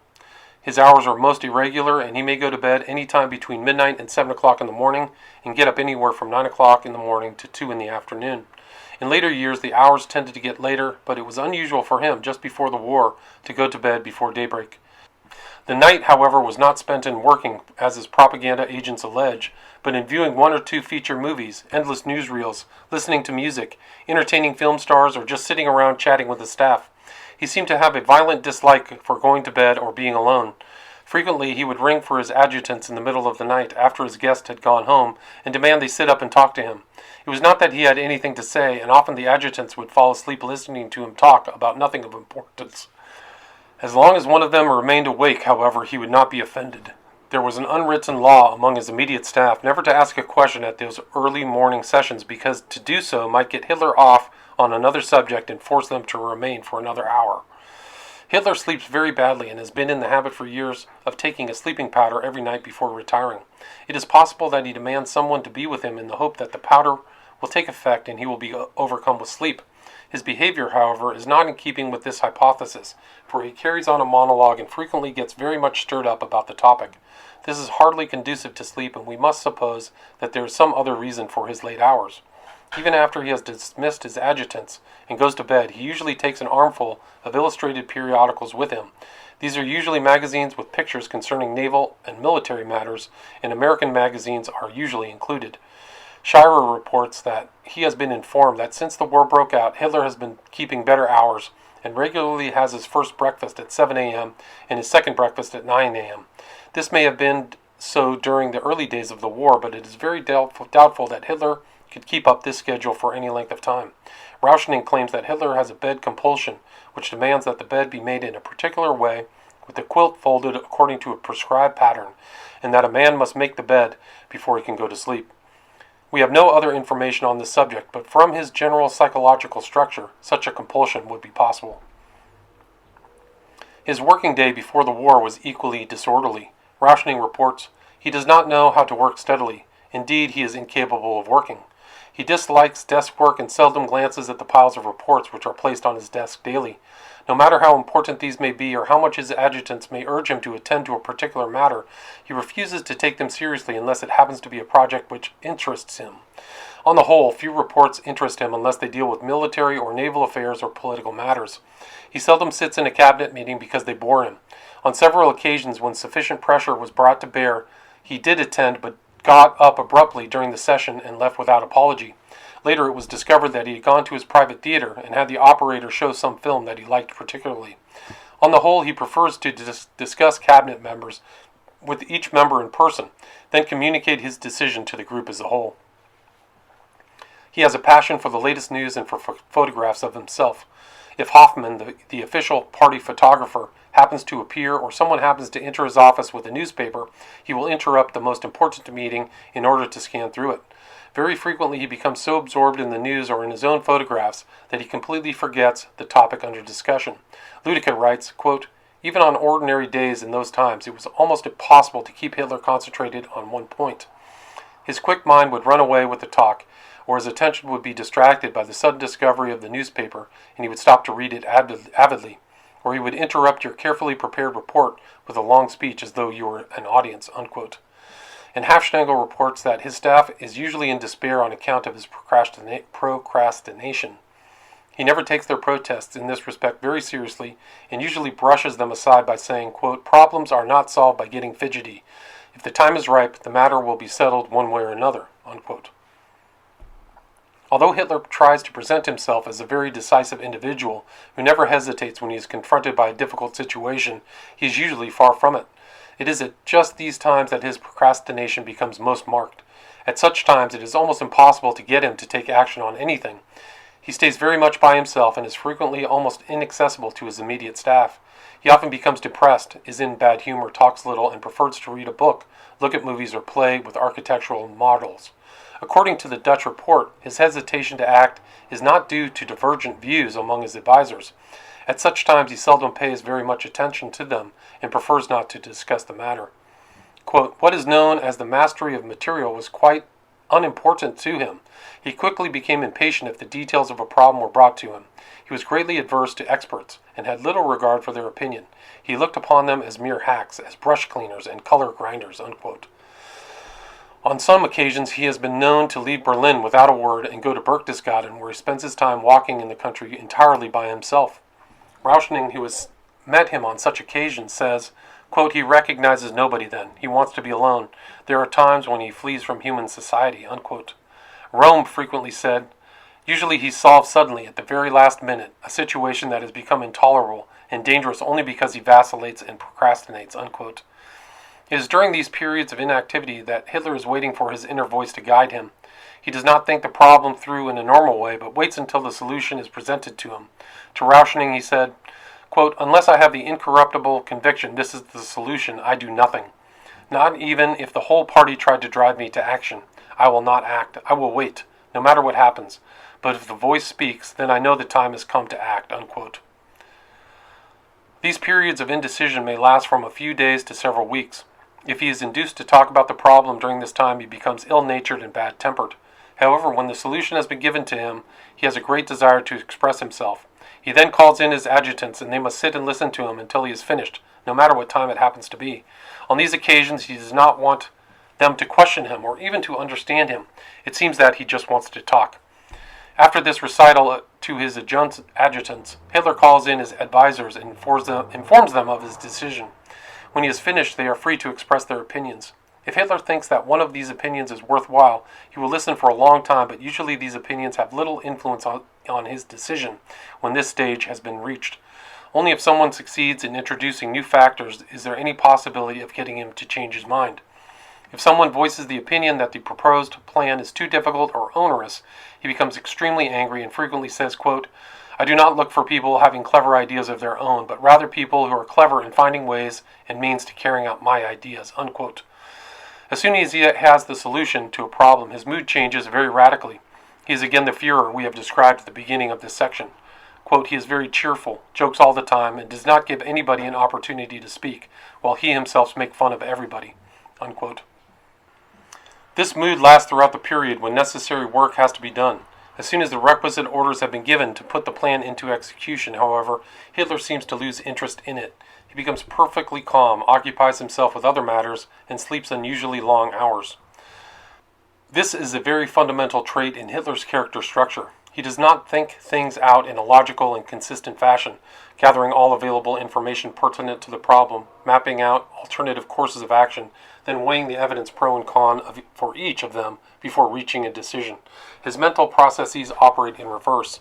Instead of studying the problem as an intellectual would do, he avoids it and occupies himself with other things until unconscious processes furnish him with a solution. Having the solution, he then begins to look for facts which will prove that it is correct. In this procedure, he is very clever, and by the time he presents it to his associates, it has the appearance of a rational judgment. Nevertheless, his thought processes proceed from the emotional to the factual, instead of starting with the facts as an intellectual normally does. It is this characteristic of his thinking process which makes it difficult for ordinary people to understand Hitler or to predict his future actions. His orientation in this respect is that of an artist and not that of a statesman. Although Hitler has been extremely successful in using this inspirational technique in determining his course of action, and we are reminded of his following his course with the precision of a sleepwalker, it is not without its shortcomings. He becomes dependent on his inner guide, which makes for unpredictability on the one hand and rigidity on the other. The result is that he cannot modify his course in the face of unexpected developments or firm opposition. Strasser tells us that, quote, when he was then confronted by contradictory facts, he was left floundering, unquote. And Rome says that there is, quote, no system in the execution of his thoughts. He wants things his own way and gets mad when he strikes firm opposition on solid ground, unquote. This rigidity of mental functioning is obvious even in ordinary everyday interviews. When an unexpected question is asked, he is completely at a loss. Lochner supplies us with an excellent description of this reaction. Quote, I saw this seemingly super self-confident man actually blush when I broached the theme of German-American relations. This evidently caught him off guard. He was not used to having his infallibility challenged. For a moment he blushed like a schoolboy, hemmed and hawed, then stammered and embarrassed or something about having so many problems to ponder that he had not yet had time to take up America, unquote. Almost everyone who has written about Hitler has commented upon his rages. These are well known to all of his associates, and they have learned to fear them. The descriptions of his behavior during these rages vary considerably. The more extreme descriptions claim that at climax he rolls on the floor and chews on the carpets. Shirer reports that in 1938 he did this so often that his associates frequently referred to him as the Tippig-Fresher. Not one of our informants who has been close to Hitler, people like Hafstangl, Strasser, Rauschning, Hohenlohe, Friedlinde, Wagner, and Lüdecke, have ever seen him behave in this manner. Moreover, they are all firmly convinced that this is a gross exaggeration, and that the informant of the Dutch legation says that this aspect must be relegated to the domain of Gruelmärchen. Even without this added touch of chewing the carpet, his behavior is still extremely violent and shows an utter lack of emotional control. In the worst rages, he undoubtedly acts like a spoiled child who cannot have his own way and bangs his fist on the tables and walls. He scolds and shouts and stammers, and on some occasions foaming saliva gathers in the corners of his mouth. Rauschning, in describing one of these uncontrolled exhibitions, says, quote, he was an alarming sight, his hair disheveled, his eyes fixed, and his face distorted and purple. I feared that he would collapse or have a stroke, unquote. It must not be supposed, however, that these rages occur only when he is crossed on major issues. On the contrary, very insignificant matters might call out this reaction.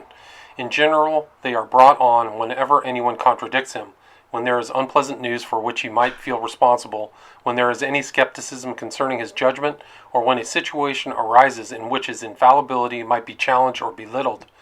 Von Wiegen reports that among his staff there is a tacit understanding, quote, for God's sake don't excite the Fuhrer, which means do not tell him bad news. Do not mention things which are not as he conceives them to be, unquote. Voigt says that, quote, close collaborators for many years said that Hitler was always like this, that the slightest difficulty or obstacle could make him scream with rage, unquote. Many writers believe that these rages are just play acting.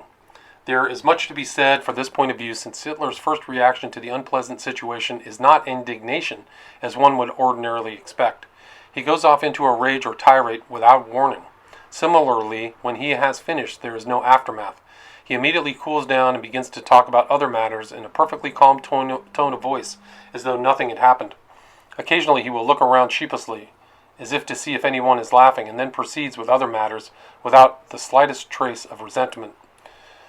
Some of his closest associates have felt that he induces these rages consciously to frighten those about him. Rauschning, for example, said it is a, quote, technique by which he would throw his entire entourage into confusion by well-timed fits of rage and thus make them more submissive, unquote. Strasser also believes this to be the case, for he says, rage and abuse became the favorite weapons in his armory, unquote. This is not the time to enter into a detailed discussion concerning the nature and purpose of the rages. It is sufficient, for the present time, to realize that his associates are well aware that Hitler can and does behave in this way. It is a part of the Hitler they know and are forced to deal with. We may point out, however, that they are not conscious acting alone, since it is almost impossible for an actor to actually become purple in the face unless he is really in an emotional state.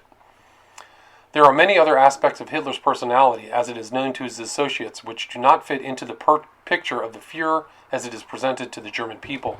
A few of the more important of these merit attention. Hitler is represented as a man of great courage, with nerves of steel, who is always in complete control of every situation. Nevertheless, he often runs away from an unpleasant, unexpected, or difficult situation. Bales reports 2 incidents that illustrate this reaction. Quote, particularly noticeable is his inability to cope with unexpected situations, this having been amusingly revealed when he laid the cornerstone of the House of the German Art in Munich. On this occasion he was handed a dainty rococo hammer for delivering the 3 traditional strokes to the cornerstone, but not realizing the fragility of the rococo, he brought the hammer down with such force that at the very first stroke it broke into bits.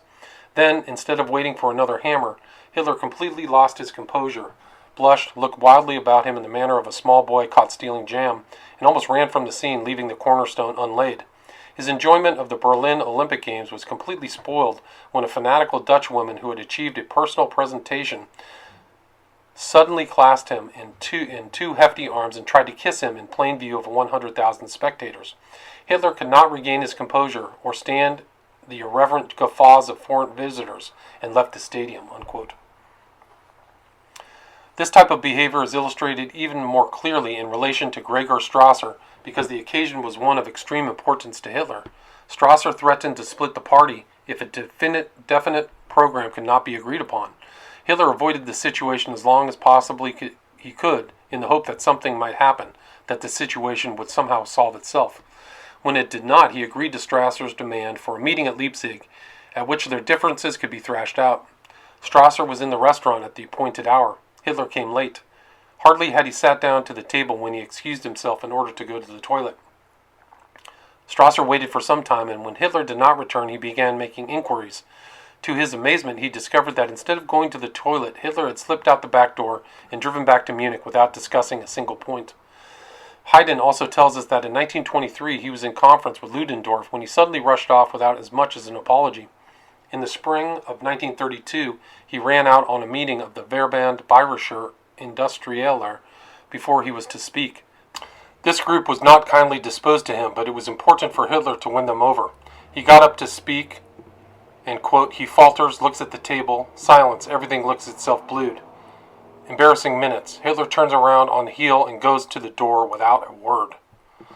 The same thing happened a year later when, as Chancellor, he was to speak at the Reichsverband der Deutschen Presse. Again he sensed opposition to the group, and again he fled from the scene. Olden says, quote, this is a trick that the guide will still use often. When the situation becomes embarrassing, he hides. At other times, when he finds himself in difficult situations, the great dictator who prides himself on his decisiveness, hardness, and other leadership qualities breaks down and weeps like a child appealing for sympathy. Rauschning writes, quote, in 1934, as in 1932, he complained of the ingratitude of the German people in the sobbing tones of a down-at-the-heel music hall performer, a weakling who accused and sulked, appealed and implored, and retired in wounded vanity, quote, if the German people don't want me, unquote, instead of acting, quote. Otto Strasser reports that on one occasion, quote, he seized my hands as he had done 2 years before. His voice was choked with sobs and tears flowed down his cheeks, unquote. Haydn, reporting a scene at which the party leaders were waiting for the arrival of Gregor Strasser, quote, never would I have believed it of Strasser, Hitler cried, when he laid his head on the table and sobbed. Tears came to the eyes of many of those present as they saw their Führer weeping. Julius Streicher, who had been snubbed by Strasser for years, called out from his humble place in the background, shameful that Strasser should treat our Führer like that, unquote. In extremely difficult situations, he has openly threatened to commit suicide. Sometimes it seems that he uses this as a form of blackmail, while at other times the situation seems to be more than he can bear. During the beer hall putsch, he said to the officials he was holding as prisoners, quote, There are still 5 bullets in my pistol, 4 for the traitors and 1 if things go wrong for myself, unquote. He also threatened to commit suicide before Miss Hafstangel directly after the failure of the putsch, while he was hiding from the police in the Hafstangel home. Again in Landsberg, he went on a hunger strike and threatened to martyr himself, in imitation of the mayor of Cork. In 1930, he threatened to commit suicide after the strange murder of his niece Gelly, of whom we shall speak later. In 1932, he again threatened to carry out this action if Strasser split the party. In 1933, he threatened to do so if he was not appointed chancellor, and in 1936 he promised to do so if the occupation of the Rhineland failed. These, however, are relatively infrequent exhibitions, although his associates have learned that they are always a possibility and it is wise not to push the Führer too far. More frequent are his depressions, about which a great deal has been written. It is certain that he does have very deep depressions from time to time. During his years in Vienna, 1907-1912, he undoubtedly suffered from them a great deal. Honish reports, quote, "I have never seen such a helpless letting down in distress," unquote. It is probably also true that he suffered from depressions during the war, as Med reports. After the death of his niece Gelly in 1930, he also went into a severe depression which lasted for some time. Gregor Strasser actually feared that he might commit suicide during this period and stayed with him for several days. There is some evidence that he actually tried to do so and was prevented from carrying it out. It is also interesting to note that for several years after her death, he went into a depression during the Christmas holidays and wandered around Germany alone for days on end. Rauschning gives us a vivid description of his condition after the blood purge of 1934, also known as the Night of Long Knives. He writes, quote, "But first of all, he did not give the impression of the winner. With dull, distorted blessings, he sat over me when I gave him a lecture. His eyes were extinguished. He did not look at me. He played with his fingers. I didn't have the impression that he belonged to me. During the whole time, I had the impression that disgust, weariness, and contempt were arguing within him, and that his thoughts were somewhere else. I had said that he should be able to sleep very soon. At night, he wandered around restlessly. Sleeping pills didn't help. With wine donuts, he should wake up from the short sleep. He had vomited repeatedly. With Schudelfrost, he sat in blankets in the armchair. Once he wanted everything, enlightened and many people around him. At the same moment, he would have wanted to see nobody again." These were major crises in his life, and we can assume that they probably represent his worst depressions. Undoubtedly, he very frequently has minor ones when he withdraws from his associates and broods by himself, or periods when he refuses to see anyone and is irritable and impatient with those around him. On the whole, however, it appears that the reports of Hitler's depressions have been grossly exaggerated. Not one of our informants who has had close contact with him has any knowledge of his ever retiring to a sanitarium during such times, and there is only one source which indicates that he ever sought psychiatric help, and that was not accepted. We must assume that the many reports that have flourished in the newspapers have been plants by the Nazi propaganda agencies to lure us into false expectations. There are a number of other respects in which Hitler does not appear before his associates as the self-confident Führer he likes to believe himself to be. One of the most marked of these is his behavior in the presence of accepted authority. Under these circumstances, he is obviously nervous and very ill at ease. Many times he is downright submissive. As far back as 1923, Ludica reports that, quote, "In conference with Poner, Hitler sat with his felt hat crushed shapeless in his hands. His mien was almost humble," unquote. Fromm writes that at a dinner, quote, "Hitler's eagerness to obtain the good graces of the princes present was subject to much comment. He bowed and clicked, and all but knelt in his zeal to please oversized, ugly Princess Louise von Sachsen-Meiningen, her brother, hereditary Prince George, and their sister, Grand Duchess of Saxon-Weimar. Beaming in his servile attitude, he dashed personally to bring refreshments from the buffet," unquote. On his visit to Rome, Huss writes, quote, "When leading Queen Helene in Rome, he was like a fish out of water. He didn't know what to do with his hands," unquote. To Hindenburg, he was extremely submissive. Pictures taken of their meetings illustrate his attitude very clearly. In some of them, it looks almost as though he were about to kiss the president's hand. Flannery also reports that when Hitler first met Pétain, they took him by the arm and escorted him to his car. Hafstangel reports that he found Hitler outside the door of the banquet hall in which a dinner and reception were being given to the former Kaiser's wife. He was unable to bring himself to go in and meet Her Highness alone. When Hafstangl finally persuaded Hitler to go in, he was so ill at ease that he could only stammer a few words to Hermine and then excused himself. Many other examples could be cited. From the weight of evidence, it seems certain that Hitler does lose his self-confidence badly when he is brought face to face with an accepted authority of high standing, particularly royalty. This subservient attitude is also obvious in his use of titles. This is well described by Lania, reporting on Hitler's trial. He avoids contact with them as much as possible. Fromm describes his behavior at a diplomatic dinner in the following words, quote, "The corporal seemed to be ill at ease, awkward and moody. His coat-tails embarrassed him. Again and again his hand fumbled for the encouraging support of his sword belt. Each time he missed the familiar cold and bracing support, his uneasiness grew. He crumpled his handkerchief, tugged it, rolled it, just plain stage fright." Unquote. Many others have also commented on this tendency to use the full title. It also fits in with his very submissive behavior to his officers during the last war, which has been commented upon by several of his comrades. It seems safe to assume that this is a fundamental trait in his character, which becomes less obvious as he climbs the ladder, but it is present nevertheless. The Fuhrer is also ill at ease in the company of diplomats, and, quote, "In the course of his peroration he came to speak at Generals Ludendorff and von Seeckt. At such moments he stood at attention and trumpeted forth the words General and Excellency. It made no difference that one of the generals was on his side, while the other, von Seeckt, commander-in-chief of the Reichswehr, was his enemy.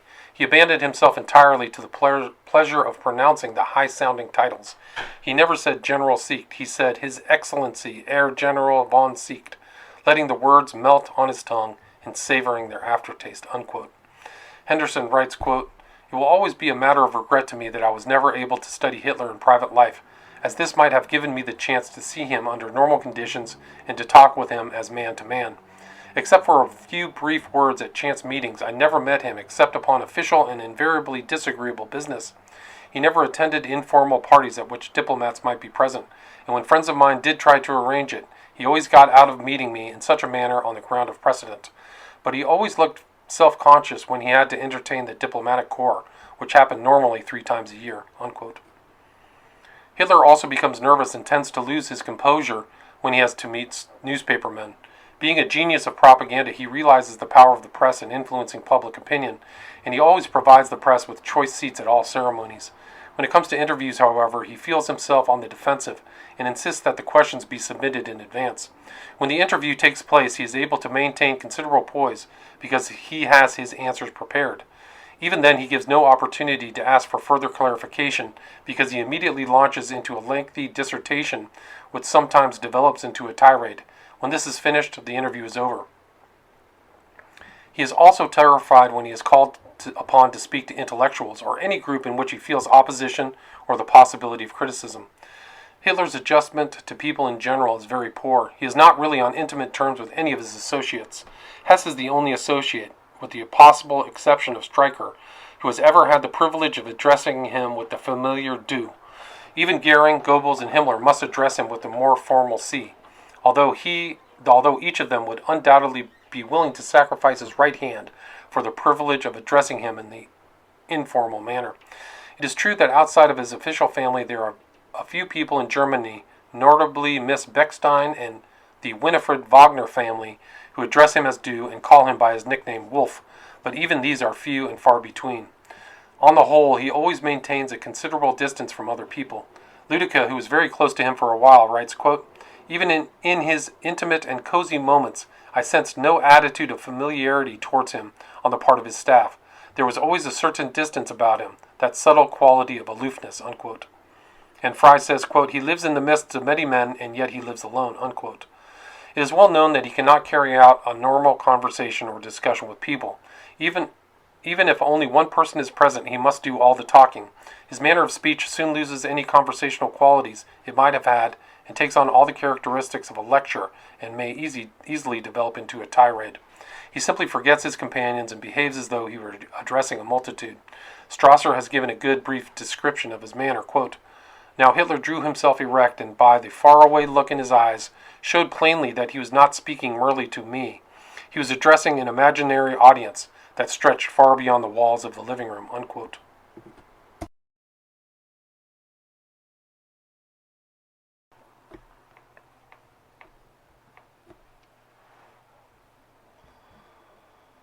This is not only true in connection with political matters. Even when he is alone with his adjutants or immediate staff and tries to be friendly, he is unable to enter into a give-and-take conversation.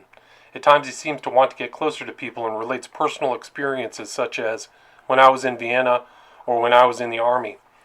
But under these circumstances, too, he insists on doing all the talking and always repeats the same stories over and over again in exactly the same form, almost as though he had memorized them. The gist of most of these stories is contained in Mein Kampf.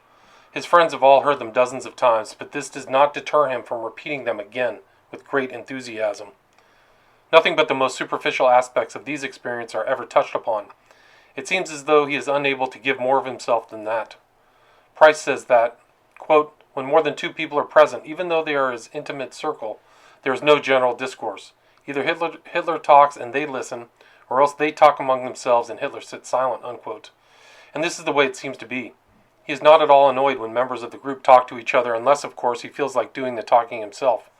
But ordinarily, he seems to enjoy listening to others while he makes believe that he is attending to something else. Nevertheless, he overhears everything which is being said and often uses it later. However, he does not give credit to the individual from whom he has learned it, but simply gives it out as his own. Rauschning says, quote, "He has always been a poseur. He remembers things that he has heard and has a faculty for repeating them in such a way that the listener is led to believe that they are his own," unquote. Rome also complained of this, stating, quote, "If you try to tell him anything, he knows everything already. Though he often does what we advise, he laughs in our faces at the moment, and later does the very thing as if it were all his own idea and creation.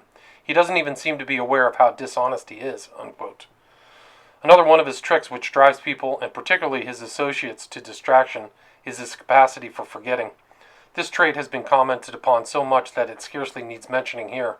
We all know how he can say something one day and a few days later say the opposite, completely oblivious of his earlier statement.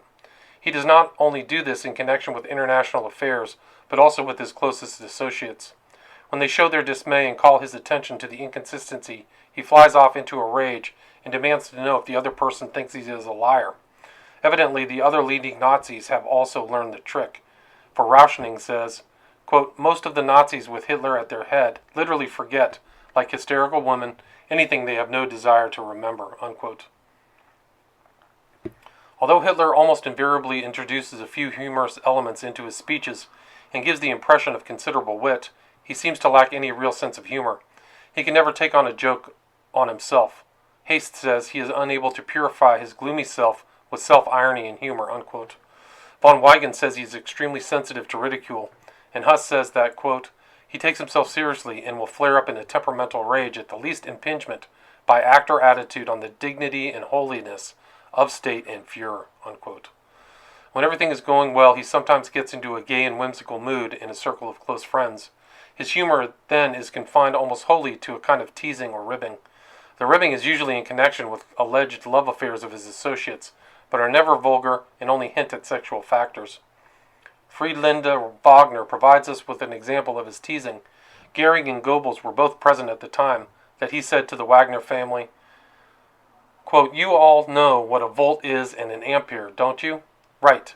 But do you know what a Goebbels and a Goering are? A Goebbels is the amount of nonsense a man can speak in an hour, and a Goering is the amount of metal that can be pinned on a man's breast," unquote. His other form of humor is mimicking. Almost everyone concedes that he has a great talent along these lines, and he frequently mimics his associates in their presence, much to the amusement of everyone except the victim.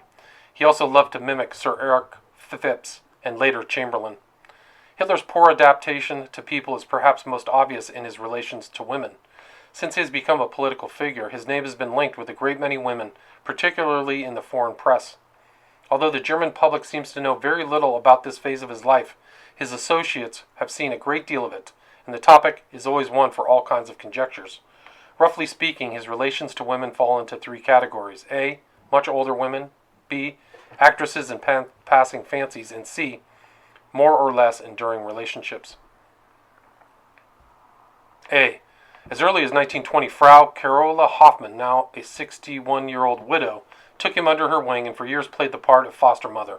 Then came Frau Helena Beckstein, the wife of the famous Berlin piano manufacturer, who took over the role.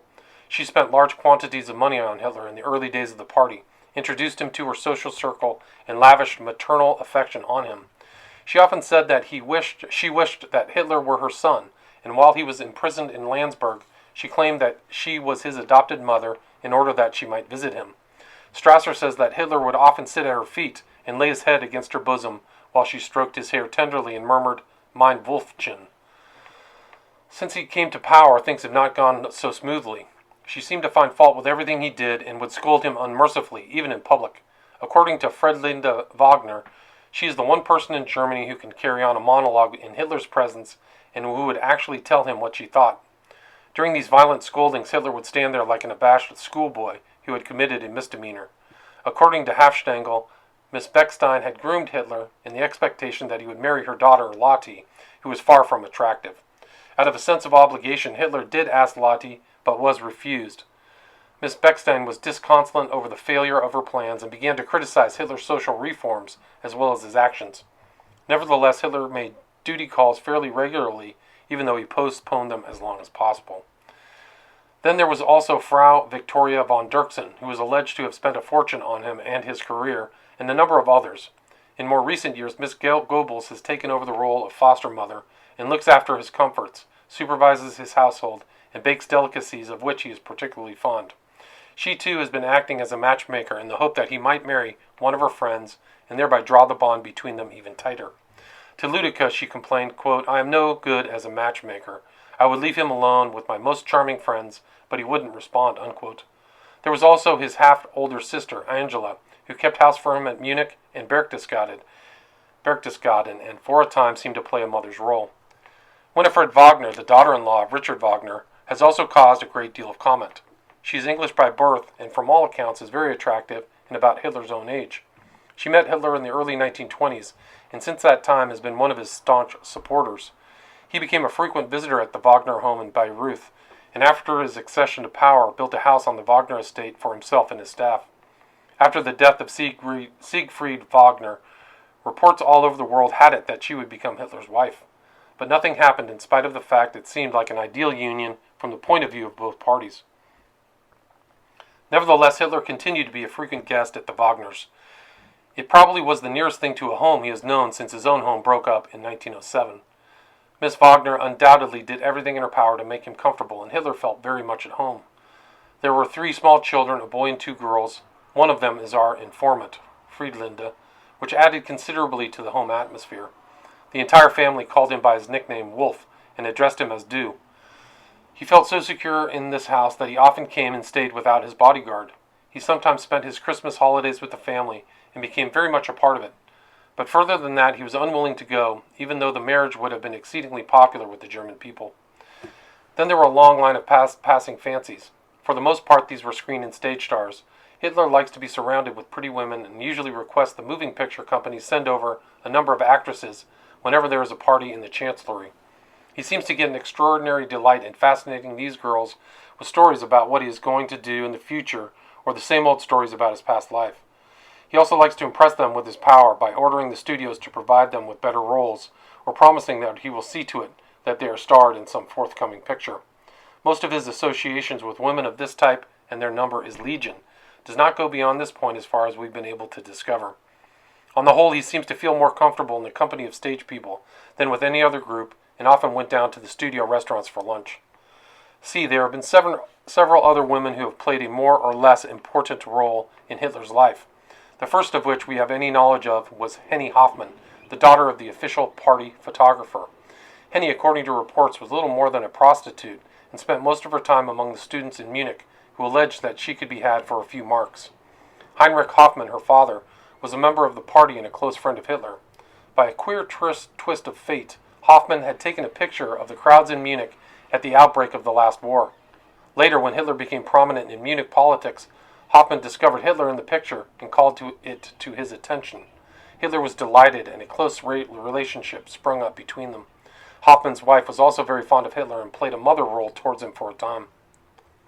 With the death of Mrs. Hoffmann, the home went to pieces from a moral point of view and became a kind of meeting place for homosexuals of both sexes. There was a good deal of drinking and great freedom in sexual activities of all kinds. Hitler was frequently present at parties given in the Hoffmann home and became very friendly with Henny. The relationship continued for some time until Henny, who was a very garrulous person by nature, got drunk one night and began to talk about her relationship to Hitler. Her father became enraged and for a time had little to do with Hitler. Up to this time, Hitler had steadfastly refused to have his photograph taken for publication on the grounds that it was better publicity to remain a mystery man, and also because if his picture appeared, it would be too easy to identify him when he crossed communist territories. Shortly after the above described episode, Hitler named Hoffman as official party photographer and gave him the exclusive right to his photographs. These privileges, so it is alleged, have, in the course of years, netted Hoffman millions of dollars. Among Hitler's associates, it was supposed that Hitler had committed some kind of sexual indiscretion with Henny and bought Hoffman's silence by granting him these exclusive rights. In any event, Henny was soon married to Baldur von Schirach, the leader of the Nazi youth movement who was reputed to be a homosexual. His family were violently opposed to the marriage, but Hitler insisted.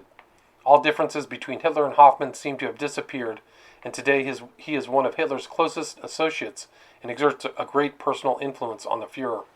We shall consider the nature of Hitler's indiscretion later in our study, since it is not a matter of common knowledge and would lead us too far afield at the present time. After the Henny-Hoffman episode, Hitler began to appear in public with his niece, Geli, the daughter of his half-sister, Angela, who had come to keep house for Hitler in 1924. At the time this relationship matured, her mother had gone to Berchtesgaden and Hitler and Geli were living alone in his Munich flat. They became inseparable companions and the subject of much comment in party circles. Many of the members, particularly Gregor Strasser, felt that this was poor publicity and was creating a good deal of unfavorable talk. Other members had Hitler brought on the carpet to explain where he was getting the money to clothe Geli and sport her around if he was not using party funds for this purpose.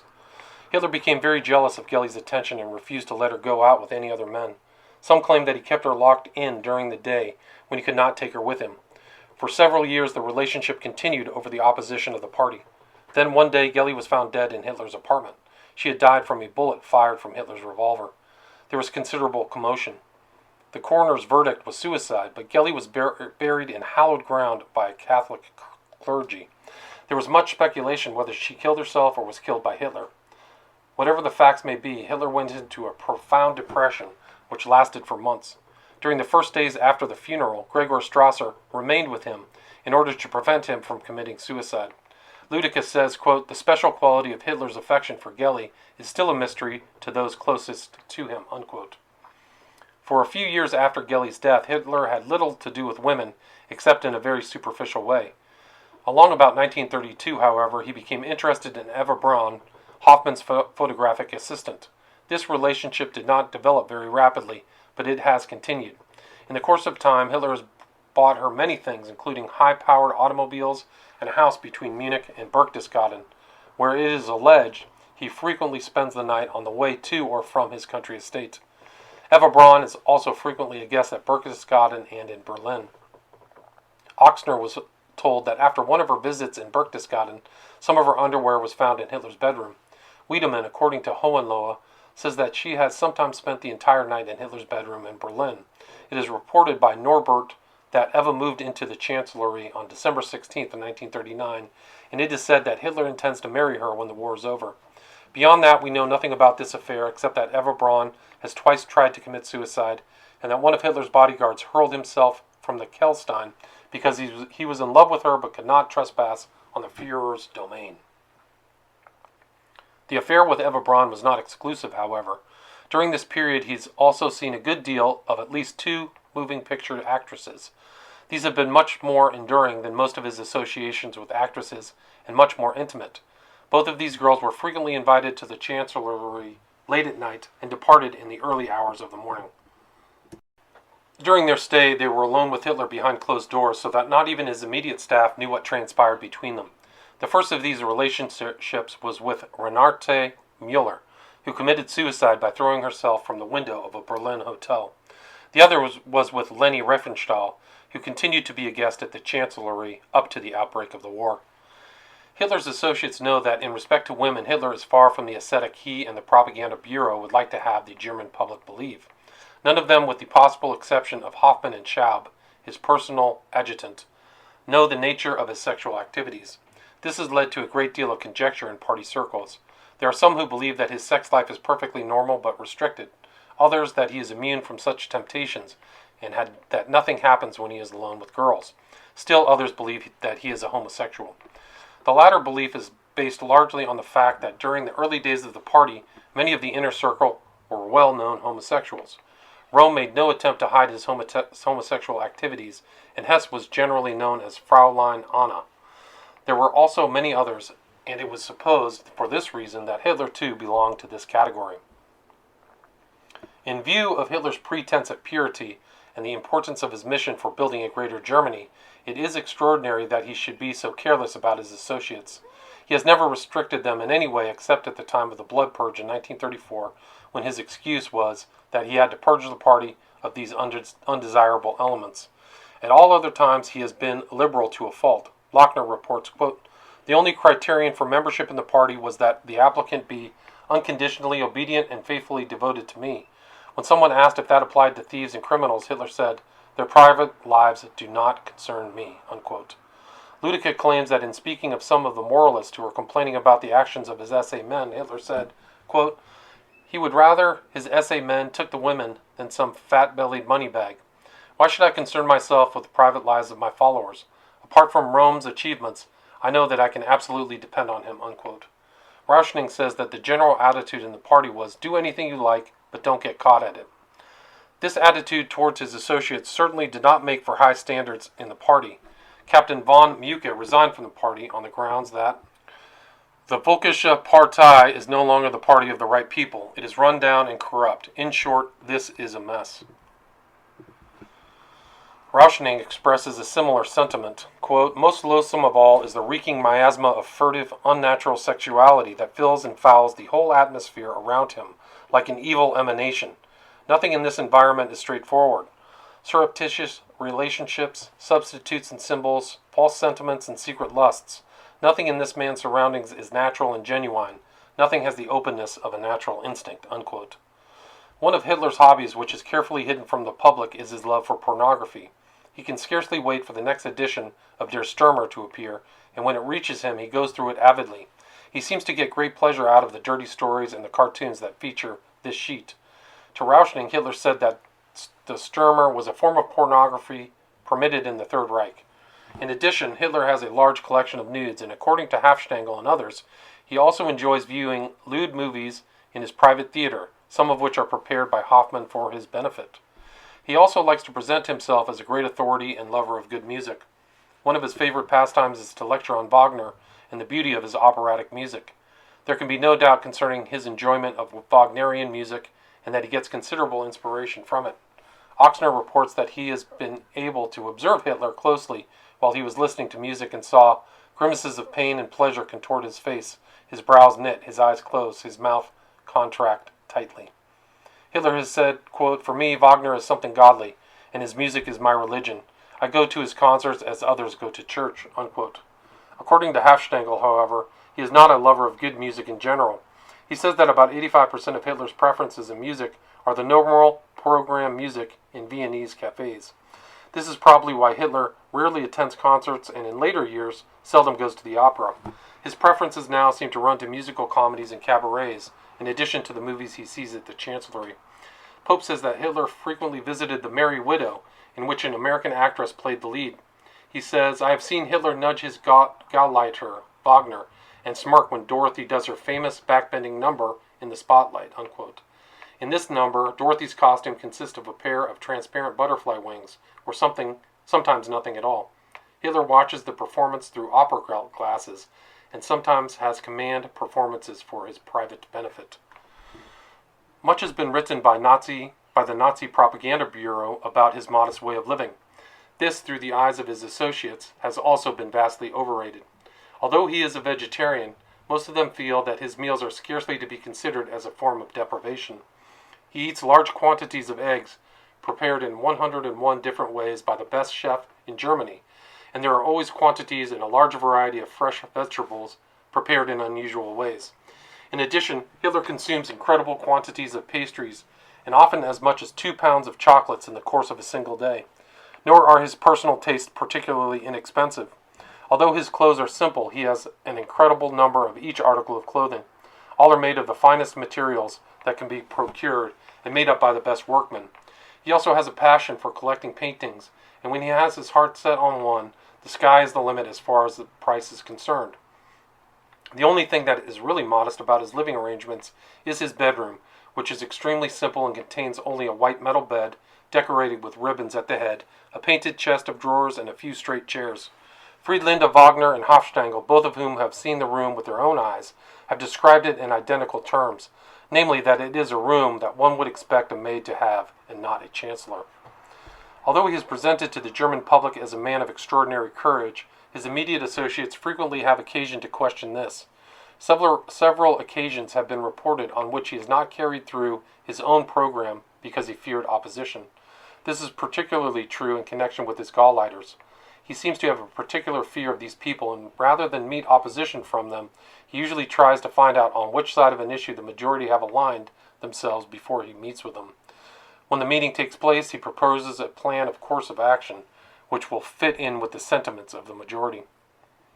According to Hohenlohe, he also backed down before 3 army generals when they protested against the rapid developments in the Danzig question, and that before Munich he decided to postpone the war because he discovered that the crowds watching the troops marching under the chancellery windows were unenthusiastic. Furthermore, they must wonder about the necessity of the extreme precautions that are taken for his safety. Most of these are carefully concealed from the German public. When Hitler appears, he looks for all the world like an extremely brave man as he stands up in the front seat of his open car and salutes. The people do not know of the tremendous number of Secret Service men who constantly mingle with the crowds, in addition to the guards who line the streets through which he is to pass. Neither do they know of all the precautions taken at the Chancellery or Berchtesgaden. Before the war, his house at Berchtesgaden was surrounded with 8 miles of electrified wire. Pillboxes and anti-aircraft batteries were set up in the surrounding hills. When he visited Bayreuth, troops were sent in weeks in advance to set up machine gun nests and anti-aircraft batteries in the hills immediately adjoining. Lochner reports that when he travels in a special train, he is accompanied by 200 SS guards who are more heavily armed than the retinue of any German emperor. After the war started, his train was heavily armored and equipped with anti-aircraft fore and aft. And yet, when the newsreels show him at the front, he is the only one who does not wear a steel helmet. There is consequently a considerable discrepancy between Hitler as he is known to the German people and Hitler as he is known to his associates. Nevertheless, it appears that most of his associates have a deep allegiance to Hitler, personally, and are quite ready to forgive or ignore his shortcomings. In many cases, it seems as though his associates are quite oblivious to the contradictory traits in his character. To them he is still the Führer, and they live for the moments when he actually plays this role. Part 4. Hitler as he knows himself. Hitler has always been extremely secretive in all his dealings. Hofstangl tells us that this trait is carried to such a degree that he never tells one of his immediate associates what he has been talking about or arranged with another. His mind is full of compartments. Hofstangl says, and his dealings with every individual are carefully pigeonholed. What has been filed in one pigeonhole is never permitted to mix with that in another. Everything is scrupulously kept locked up in his mind and is only opened when he needs the material. This is also true of himself. We have also seen already how he has steadfastly refused to divulge anything about his past to his associates. This, he believed, was something which did not concern them in any way, and consequently has kept the pigeonhole tightly closed. He talks almost continually about everything under the sun, except himself. What really goes on in his mind is almost as great a mystery as his past life. Nevertheless, it would be helpful and interesting to open this pigeonhole and examine its contents. Fortunately, a few fragments of information concerning his past life have been unearthed in the course of time, and these are extremely valuable as a background for understanding his present behavior. Then, too, we have records and attitudes and sentiments expressed in speeches and writings. Although these utterances are confined to a rather limited area, they do represent the products of some of his mental processes, and consequently give us some clue of what goes on behind those much-discussed eyes, of which Rauschning writes, quote, "Anyone who has seen this man face to face, has met his uncertain glance, without depth or warmth, from eyes that seem hard and remote, and has then seen that gaze grow rigid, will certainly have experienced the uncanny feeling that that man is not normal," unquote. In addition, we have descriptions of his overt behavior in the face of varied circumstances. We must assume that these two are the products of his psychological processes and that they reflect what is going on behind the scenes. All of this, however, would be insufficient data for an adequate picture of Hitler, as he knows himself in everyday life. Fortunately, patients with behavior patterns, tendencies, and sentiments very similar to those of Hitler, as expressed, are not unknown in psychoanalytical practice. From our knowledge of what goes on in the minds of these patients, together with the knowledge of their past histories, it may be possible to fill in some of the gaps and make some deductions concerning his extraordinary mode of adjustment. We have learned from the study of many cases that the present character of an individual is the product of an evolutionary process, the beginnings of which are to be found in infancy. The very earliest experiences in the lifetime of the individual form the foundation upon which the character is gradually structured as the individual passes through successive stages of development and is exposed to the demands and influences of the world around him. If this is true, it would be well for us to review briefly Hitler's past history, as far as it is known, in the hope that it may cast some light upon his present behavior and the course he is most likely to pursue in the future. Such a review of his past is also pertinent to our study insofar as it forms the background through which Hitler sees himself. It is a part of him he must live with, whether he likes it or not. The Hitler family. Father. There is a great deal of confusion in studying Hitler's family tree. Much of this is due to the fact that the name has been spelled in various ways: Hitler, Hidler, Heidler, and Hütler. It seems reasonable to suppose, however, that it is fundamentally the same name spelled in various ways by different members of what was basically an illiterate peasant family. Adolf Hitler himself signed his name Hitler, Hittler, on the first party membership blanks, and his sister usually spells her name Hiedler. Another element of confusion is introduced by the fact that Adolf's mother's mother was also named Hitler, which later became the family name of his father. Some of this confusion is dissipated, however, when we realize that Adolf's parents had a common ancestor, father's grandfather and mother's great-grandfather, an inhabitant of the culturally backward Waldviertel district of Austria. Adolf's father, Alois Hitler, was the illegitimate son of Maria Anna Schicklgruber. It is generally supposed that the father of Alois Hitler was Johann Georg Heidler, a miller's assistant. Alois, who, however, was not legitimized and bore his mother's name until he was 40 years of age when he changed it to Hitler. Just why this was done is not clear, but it is generally said among the villagers that it was necessary in order to obtain a legacy. Where the legacy came from is unknown. One could suppose that Johann Georg Heidler relented on his deathbed and left an inheritance to his illegitimate son together with his name. It seems strange, however, that he did not legitimize the son when he married Anna Schicklgruber 35 years earlier. Why the son chose to take the name Hitler instead of Heidler, if this is the case, is also a mystery which has remained unsolved. Unfortunately, the date of the death of Heidler has not been established, and consequently we are unable to relate two of these events in time. A particular series of events prior to Hitler's birth furnishes plenty of food for speculation. There are some people who seriously doubt that Johann Georg Heidler was the father of Alois. Thiessen and Kohler, for example, claim that Chancellor Dollfuss had ordered the Austrian police to conduct a thorough investigation into the Hitler family. As a result of this investigation, a secret document was prepared which proved that Maria Anna Schicklgruber was living in Vienna at the time she conceived. At that time, she was employed as a servant in the home of Baron Rothschild. As soon as the family discovered her pregnancy, she was sent back to her home in Spital, where Alois was born. If it is true that one of the Rothschilds is the real father of Alois Hitler, it would make Adolf a quarter Jew. According to these sources, Adolf Hitler knew of the existence of this document and the incriminating evidence it contained. In order to obtain it, he precipitated events in Austria and initiated the assassination of Dollfuss. According to this story, he failed to obtain the document at that time, since Dollfuss had it secreted and had told Schuschnigg of its whereabouts so that in the event of his death, the independence of Austria would remain assured. Several stories of this general character are in circulation. Those who lend credence to the story point out several factors which seem to favor its plausibility. A. That it is unlikely that the miller's assistant in a small village in this district would have very much to leave in the form of a legacy. B.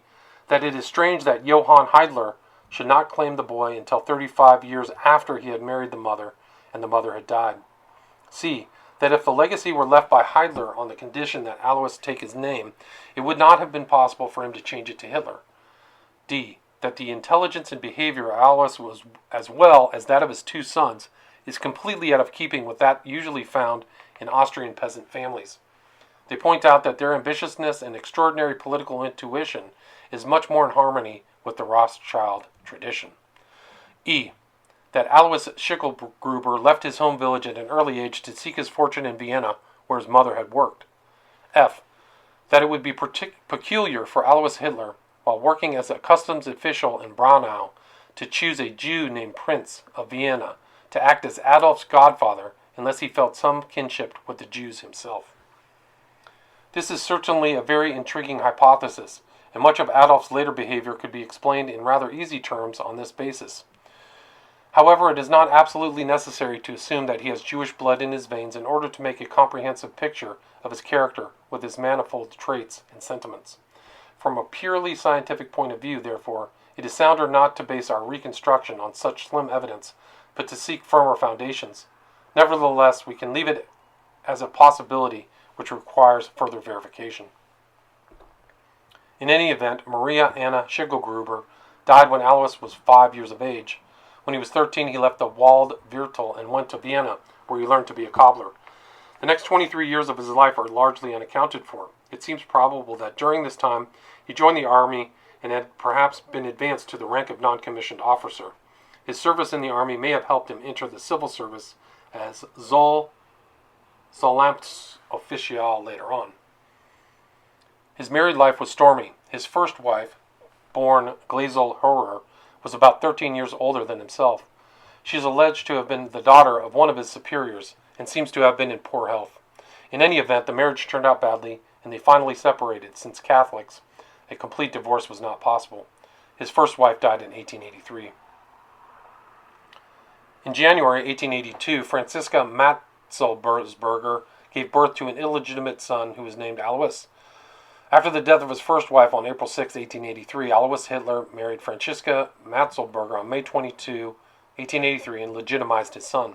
On July 28, 1883, his second wife bore him another child, Angela, and a year later, on August 10, 1884, she also died. During the time of his first marriage, the couple had taken as a foster daughter Clara Posel, Alois Hitler's second cousin once removed. He had reared her up to the time of the separation from his first wife, when she went to Vienna as a servant. During the last months of the life of his second wife, Clara Posel returned to his home to look after the invalid and the two children. She remained in his home as housekeeper after the death of his second wife, and on January 7, 1885, he married her. On May 17, 1885, she gave birth to a son who died in infancy.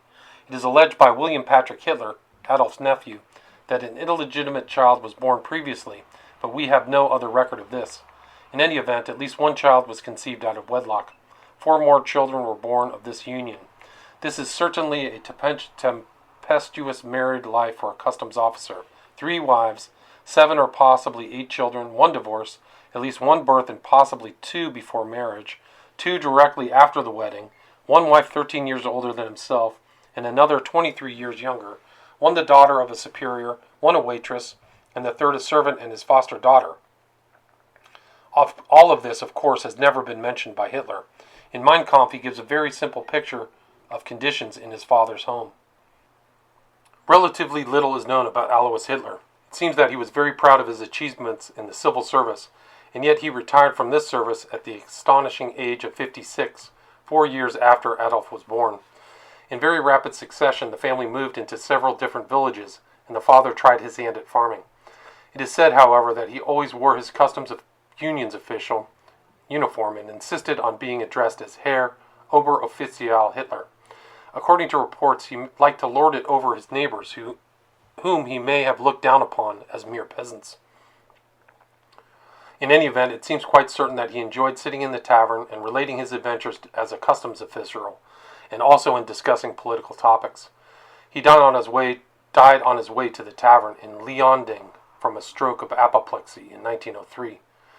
He is generally described as a very domineering individual who was a veritable tyrant in his home.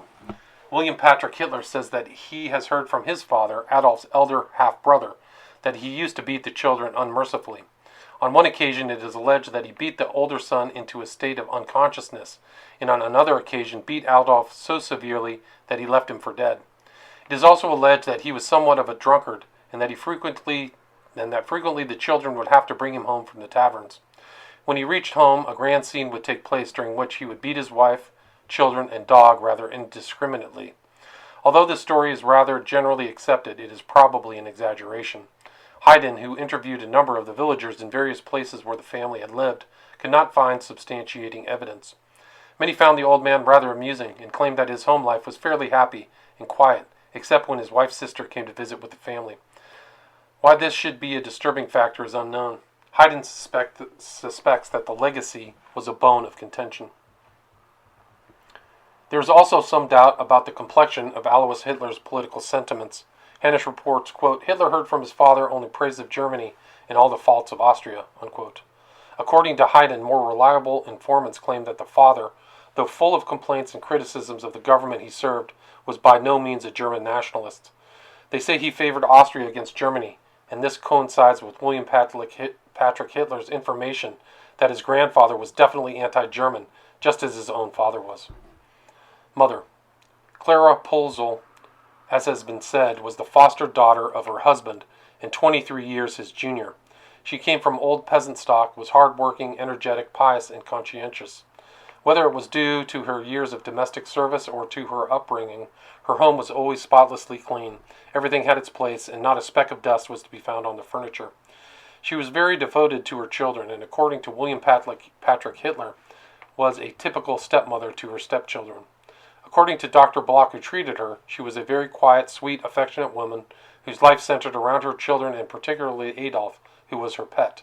She spoke highly of her husband and the life they had together. She felt it was a real deprivation for the children to have lost their father while they were still so young. One could question her background. Her sister is married and has 2 sons, one of whom is a hunchback and has an impediment in his speech. When we consider that Clara Polzel may have lost one child before her marriage to Alois Hitler, another son born in 1885 who died in 1887, another son born in 1894 who died in 1900, and a girl who was born in 1886 and died in 1888, one has grounds to question the purity of the blood. There is even cause for greater suspicion when we learn from Dr. Bloch that he is certain that there was a daughter slightly older than Adolph who was an imbecile. He is absolutely certain of this because he noticed at the time that the family always tried to hide the child and keep her out of the way when he came to attend the mother. It is possible that this is Ida, who was born in 1886 and who is alleged to have died in 1888, except that Dr. Bloch believes this girl's name was Clara.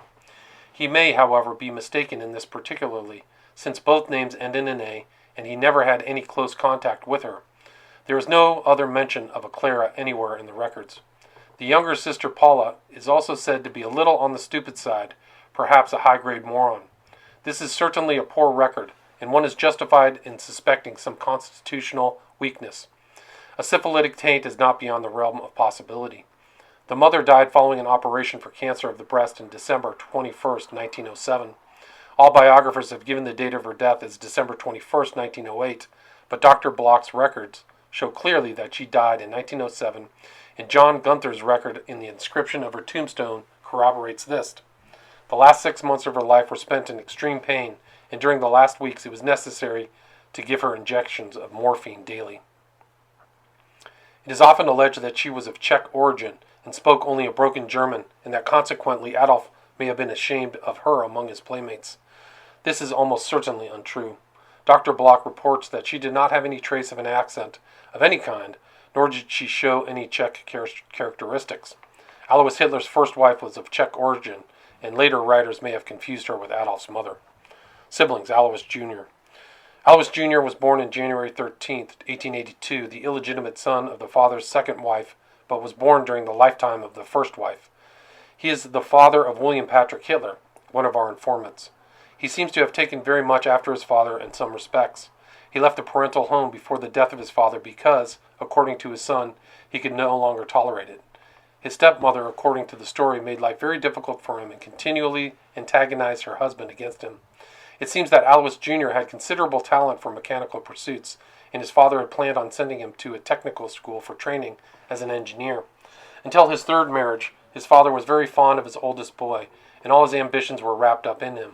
But the stepmother systematically undermined this relationship and finally persuaded the mother that Alois Jr. was unworthy and that he should save his money for the education of her son, Adolph.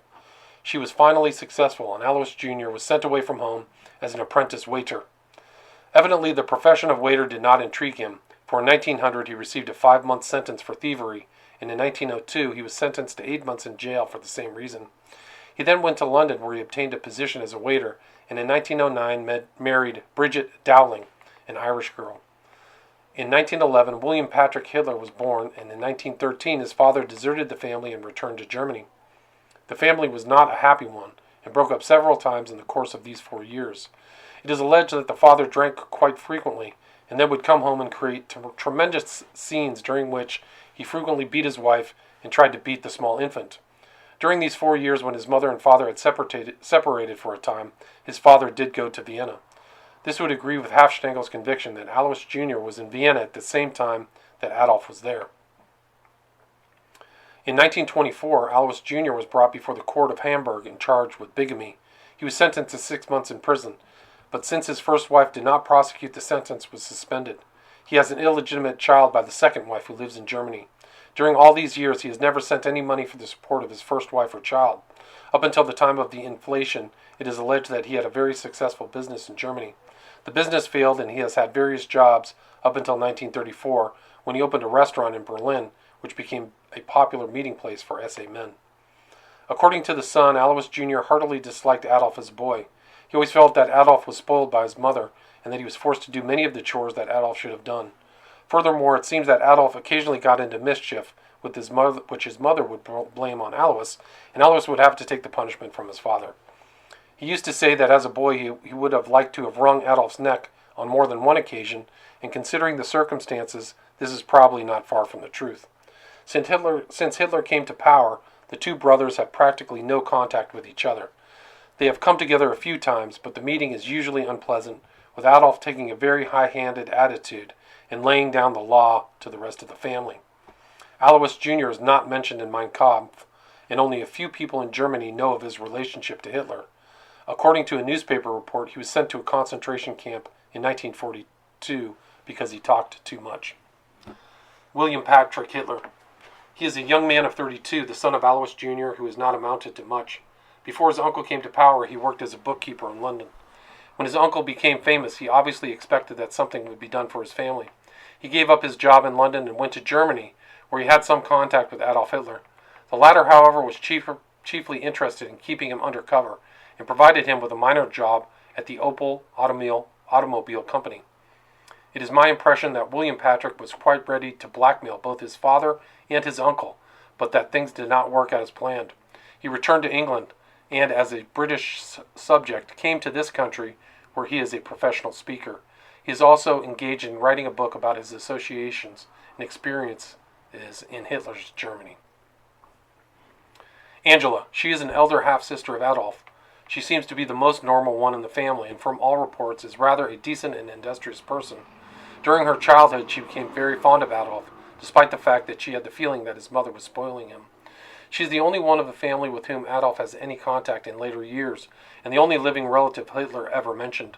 When his mother died in 1907, there was a small inheritance which was to be divided among the children. Since the two girls had no immediate means of earning a livelihood, the brothers turned over their share to help the girls along. Adolf turned his share over to Angela, while Alois turned his over to a younger sister, Paula. Angela later married an official named Raubel in Linz, who died not long afterwards. She then went to Vienna, where, after the war, she was manager of the Mensa Academia Judaica. Some of our informants knew her during this time and report that in the student riots, Angela defended the Jewish students from attack, and on several occasions she beat the Aryan students off the steps of the dining hall with a club. She is rather large, strong peasant type of person who is well able to take an active part. After Adolf was discharged from the army at the close of the last war, it is alleged that he went to Vienna and visited Angela, with whom he had no contact in 10 years. While he was confined in Landsberg, she made the trip from Vienna to visit him. In 1924, she moved to Munich with her daughter, Geli, and kept house for Adolf. Later, she took over the management of Berchtesgaden. In 1936, friction developed between Adolph and Angela, and she left Berchtesgaden and moved to Dresden, where she married Professor Hammich. It is reported by William Patrick that the cause of the break was the discovery by Hitler that she was in a conspiracy with Goering to purchase the land adjoining Hitler's house at Berchtesgaden.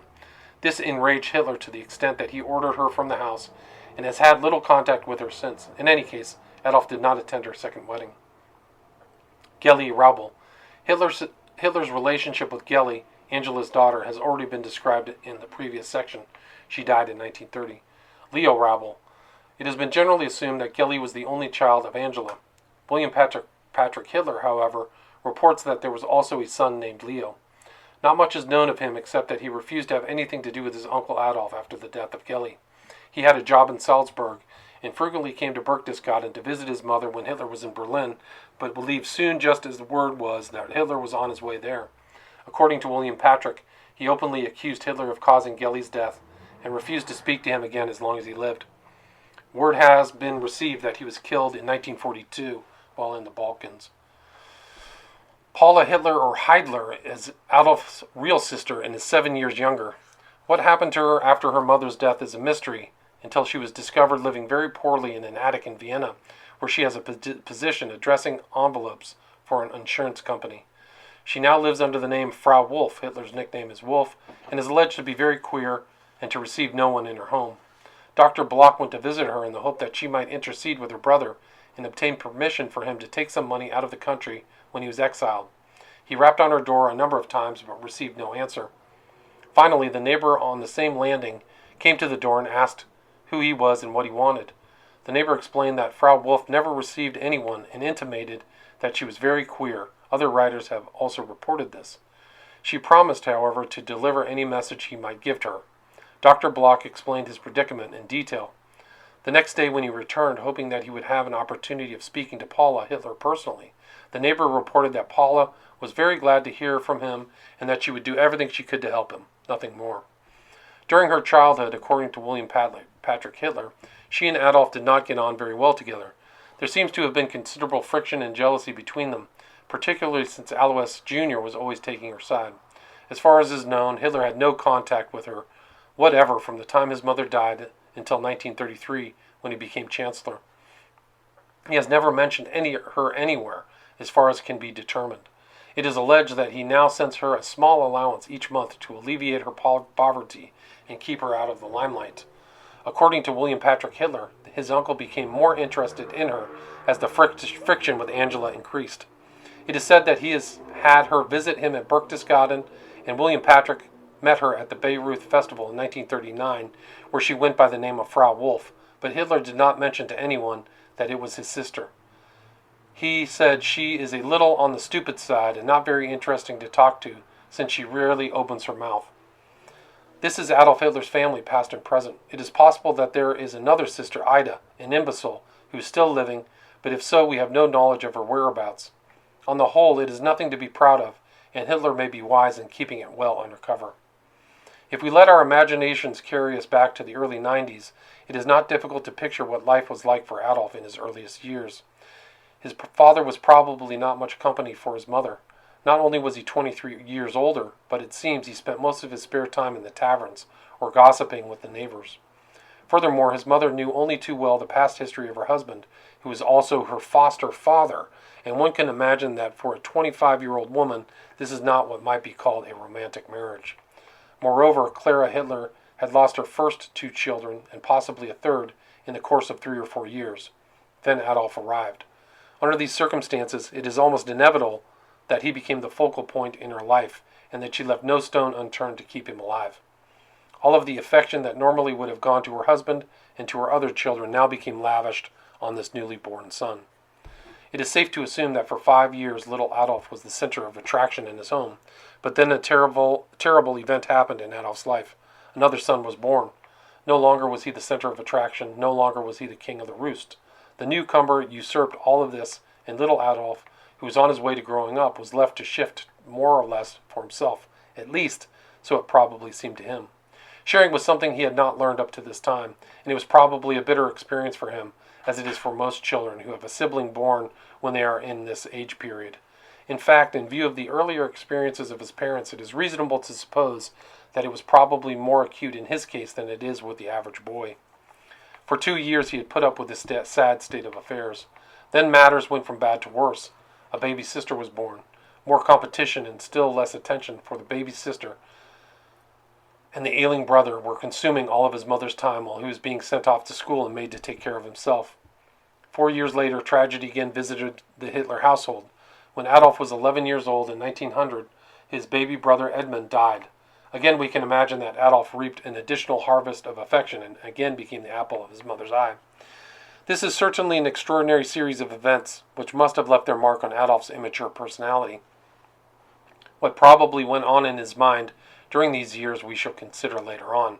It is sufficient at the moment to point out the extraordinary sequence of events and the probable effects they had on the members of the family and their relationships with each other. When Adolph was 6 years old, he was sent off to school.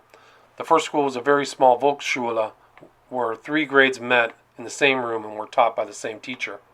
In spite of the fact that he had to change schools several times in the course of the next few years, due to the fact that his father kept buying and selling his property and moving from one place to another, he seems to have done quite well in his studies.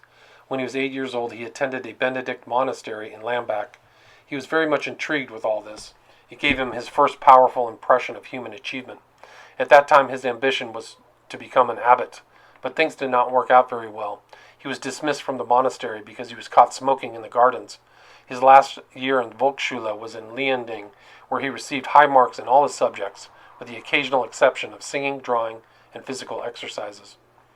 In 1900, the year his brother Edmund died, he entered the Realschule in Linz. To the utter amazement of all who knew him, his schoolwork was so poor that he failed and had to repeat the class another time. Then there was a gradual improvement in his work, particularly in history, freehand drawing, and gymnastics. In these subjects he was marked excellent several times. Mathematics, French, German, etc. remained mediocre, sometimes satisfactory, sometimes unsatisfactory. On effort he was regularly marked irregular. When he was 14 years of age, his father died suddenly. The following year he left the Realschule in Linz and attended the one in Steyr. We do not know why this change was made. Dr. Bloch is under the impression that he was doing badly toward the end of the year in the Linz school and was sent to Styria because it had the reputation of being easier. But his performance there was very mediocre. The only 2 subjects in which he excelled were freehand drawing, in which he was marked praiseworthy, and gymnastics, which he received the mark excellent. In the first semester, German language was unsatisfactory, and history it was adequate. All of this is beautifully glossed over in Hitler's description of these years. According to his story, he was at odds with his father concerning his future career as an artist, and in order to have his own way, he sabotaged his studies, at least those he felt would not contribute to an artist's career, and history, which he says always fascinated him. In these studies, according to his own story, he was always outstanding. An examination of his report cards reveals no such thing. History, even in his last year in Realschule, is adequate or barely passing, and other subjects which might be useful to an artist are in the same category. A better diagnosis would be that he was an outstanding in those subjects which did not require any preparation or thought, while in those that required application he was sadly lacking. We frequently find report cards of this type among our patients who are very intelligent but refuse to work. They are bright enough to catch on to a few of the fundamental principles without exerting themselves, and clever enough to amplify these sufficiently to obtain a passing grade without ever doing any studying. They give the impression of knowing something about the subject, but their knowledge is very superficial and is glossed over with glib words and terminology. This evaluation of Hitler's school career fits in with the testimony of former fellow students and teachers. According to their testimony, he never applied himself and was bored with what was going on. While the teacher was explaining new material, he read the books of Karl May, Indian and Wild West stories, which he kept concealed under the desk. He would come to school with Bowie knives, hatchets, etc., and was always trying to initiate Indian games in which he was to be the leader. The other boys, however, were not greatly impressed by him and his big talk or his attempts to play the leader. On the whole, they preferred to follow the leadership of boys who were more socially minded, more realistic in their attitudes, and held greater promise of future achievements than Hitler, who gave every indication of being lazy, uncooperative, and lived in a world of fantasy, talked big but did nothing of merit. He probably did not approve his standing with the other boys when, in his 12th year, he was found guilty of a Sittlichkeitsvergehen in the school. Just what the sexual indiscretion consisted of we do not know, but Dr. Block, who remembers that one of the teachers in the school told him about it, feels certain that he had done something with a little girl. He was severely censured for this and barely missed being expelled from school. It is possible that he was ostracized by his fellow students, and this is the reason he changed schools the following year. In September 1905, he stopped going to school altogether and returned to Leonding, where he lived with his mother and sister. According to his biographers, he was suffering from lung trouble during this period and had to remain in bed the greater part of the time. Dr. Block, who was the family doctor at this time, is at a loss to understand how this story ever got started because there was no sign of lung trouble of any sort. Adolph came to his office now and then with a slight cold or a sore throat, but there was nothing else wrong with him. According to Dr. Block, he was a very quiet boy at this time, rather slight in build, but fairly wiry. He was always very courteous and patiently waited for his turn. He made no fuss when the doctor looked into his throat or when he swabbed it with antiseptic. He was very shy and had little to say except when spoken to, but there was no sign of lung trouble. During this time, however, he frequently went with his mother to visit his aunt in Spittal, Lower Austria, where he also spent vacations. The doctor who treated him there is alleged to have said to the aunt, quote, "From this illness Adolph will not recover," unquote. It has been assumed that he referred to a lung condition, but he may have been referring to something else entirely. In any event, Dr. Block is convinced that there were no indications of lung trouble a few months later when Adolph returned to Leonding. Although the mother's income was extremely modest, Adolph made no attempt to find work. There is some evidence that he went to a Munich art school for a short time during this period. Most of his time, however, was evidently spent in loafing around and daubing paints and watercolors. He took long walks into the hills, supposedly to paint, but it is reported that he was seen there delivering speeches to the rocks of the countryside in a most energetic tone of voice. In October 1907, he went to Vienna to prepare himself for the state examinations for admission as student to the Academy of Art. He qualified for admission to the examination, but failed to be accepted as a student. He returned home to Linz, but there was no indication that he communicated to anybody the results of the examination. It was undoubtedly a severe blow to him, for he tells us himself that he couldn't understand it. He was so sure he would succeed. At this time, his mother had already undergone an operation for cancer of the breast. She was failing rather rapidly, and little hope was held for her recovery. She died on September 21st, 1907, and was buried on Christmas Eve. To preserve a last impression, he sketched her on her deathbed. Adolph, according to Dr. Block, was completely broken. Quote, "In all my career, I have never seen anyone so prostrate with grief as Adolf Hitler," unquote. Although his sisters came to Block a very few days after the funeral and expressed themselves fully, Adolph remained silent. As the little group left, he said, "I shall be grateful to you forever." After the funeral, he stood at her grave for a long time after the sisters had left. The bottom had obviously fallen out of his world. Tears came into Dr. Block's eyes as he described the tragic scene. His mother would turn over in her grave if she knew what he turned out to be. This was the end of Adolf Hitler's family life.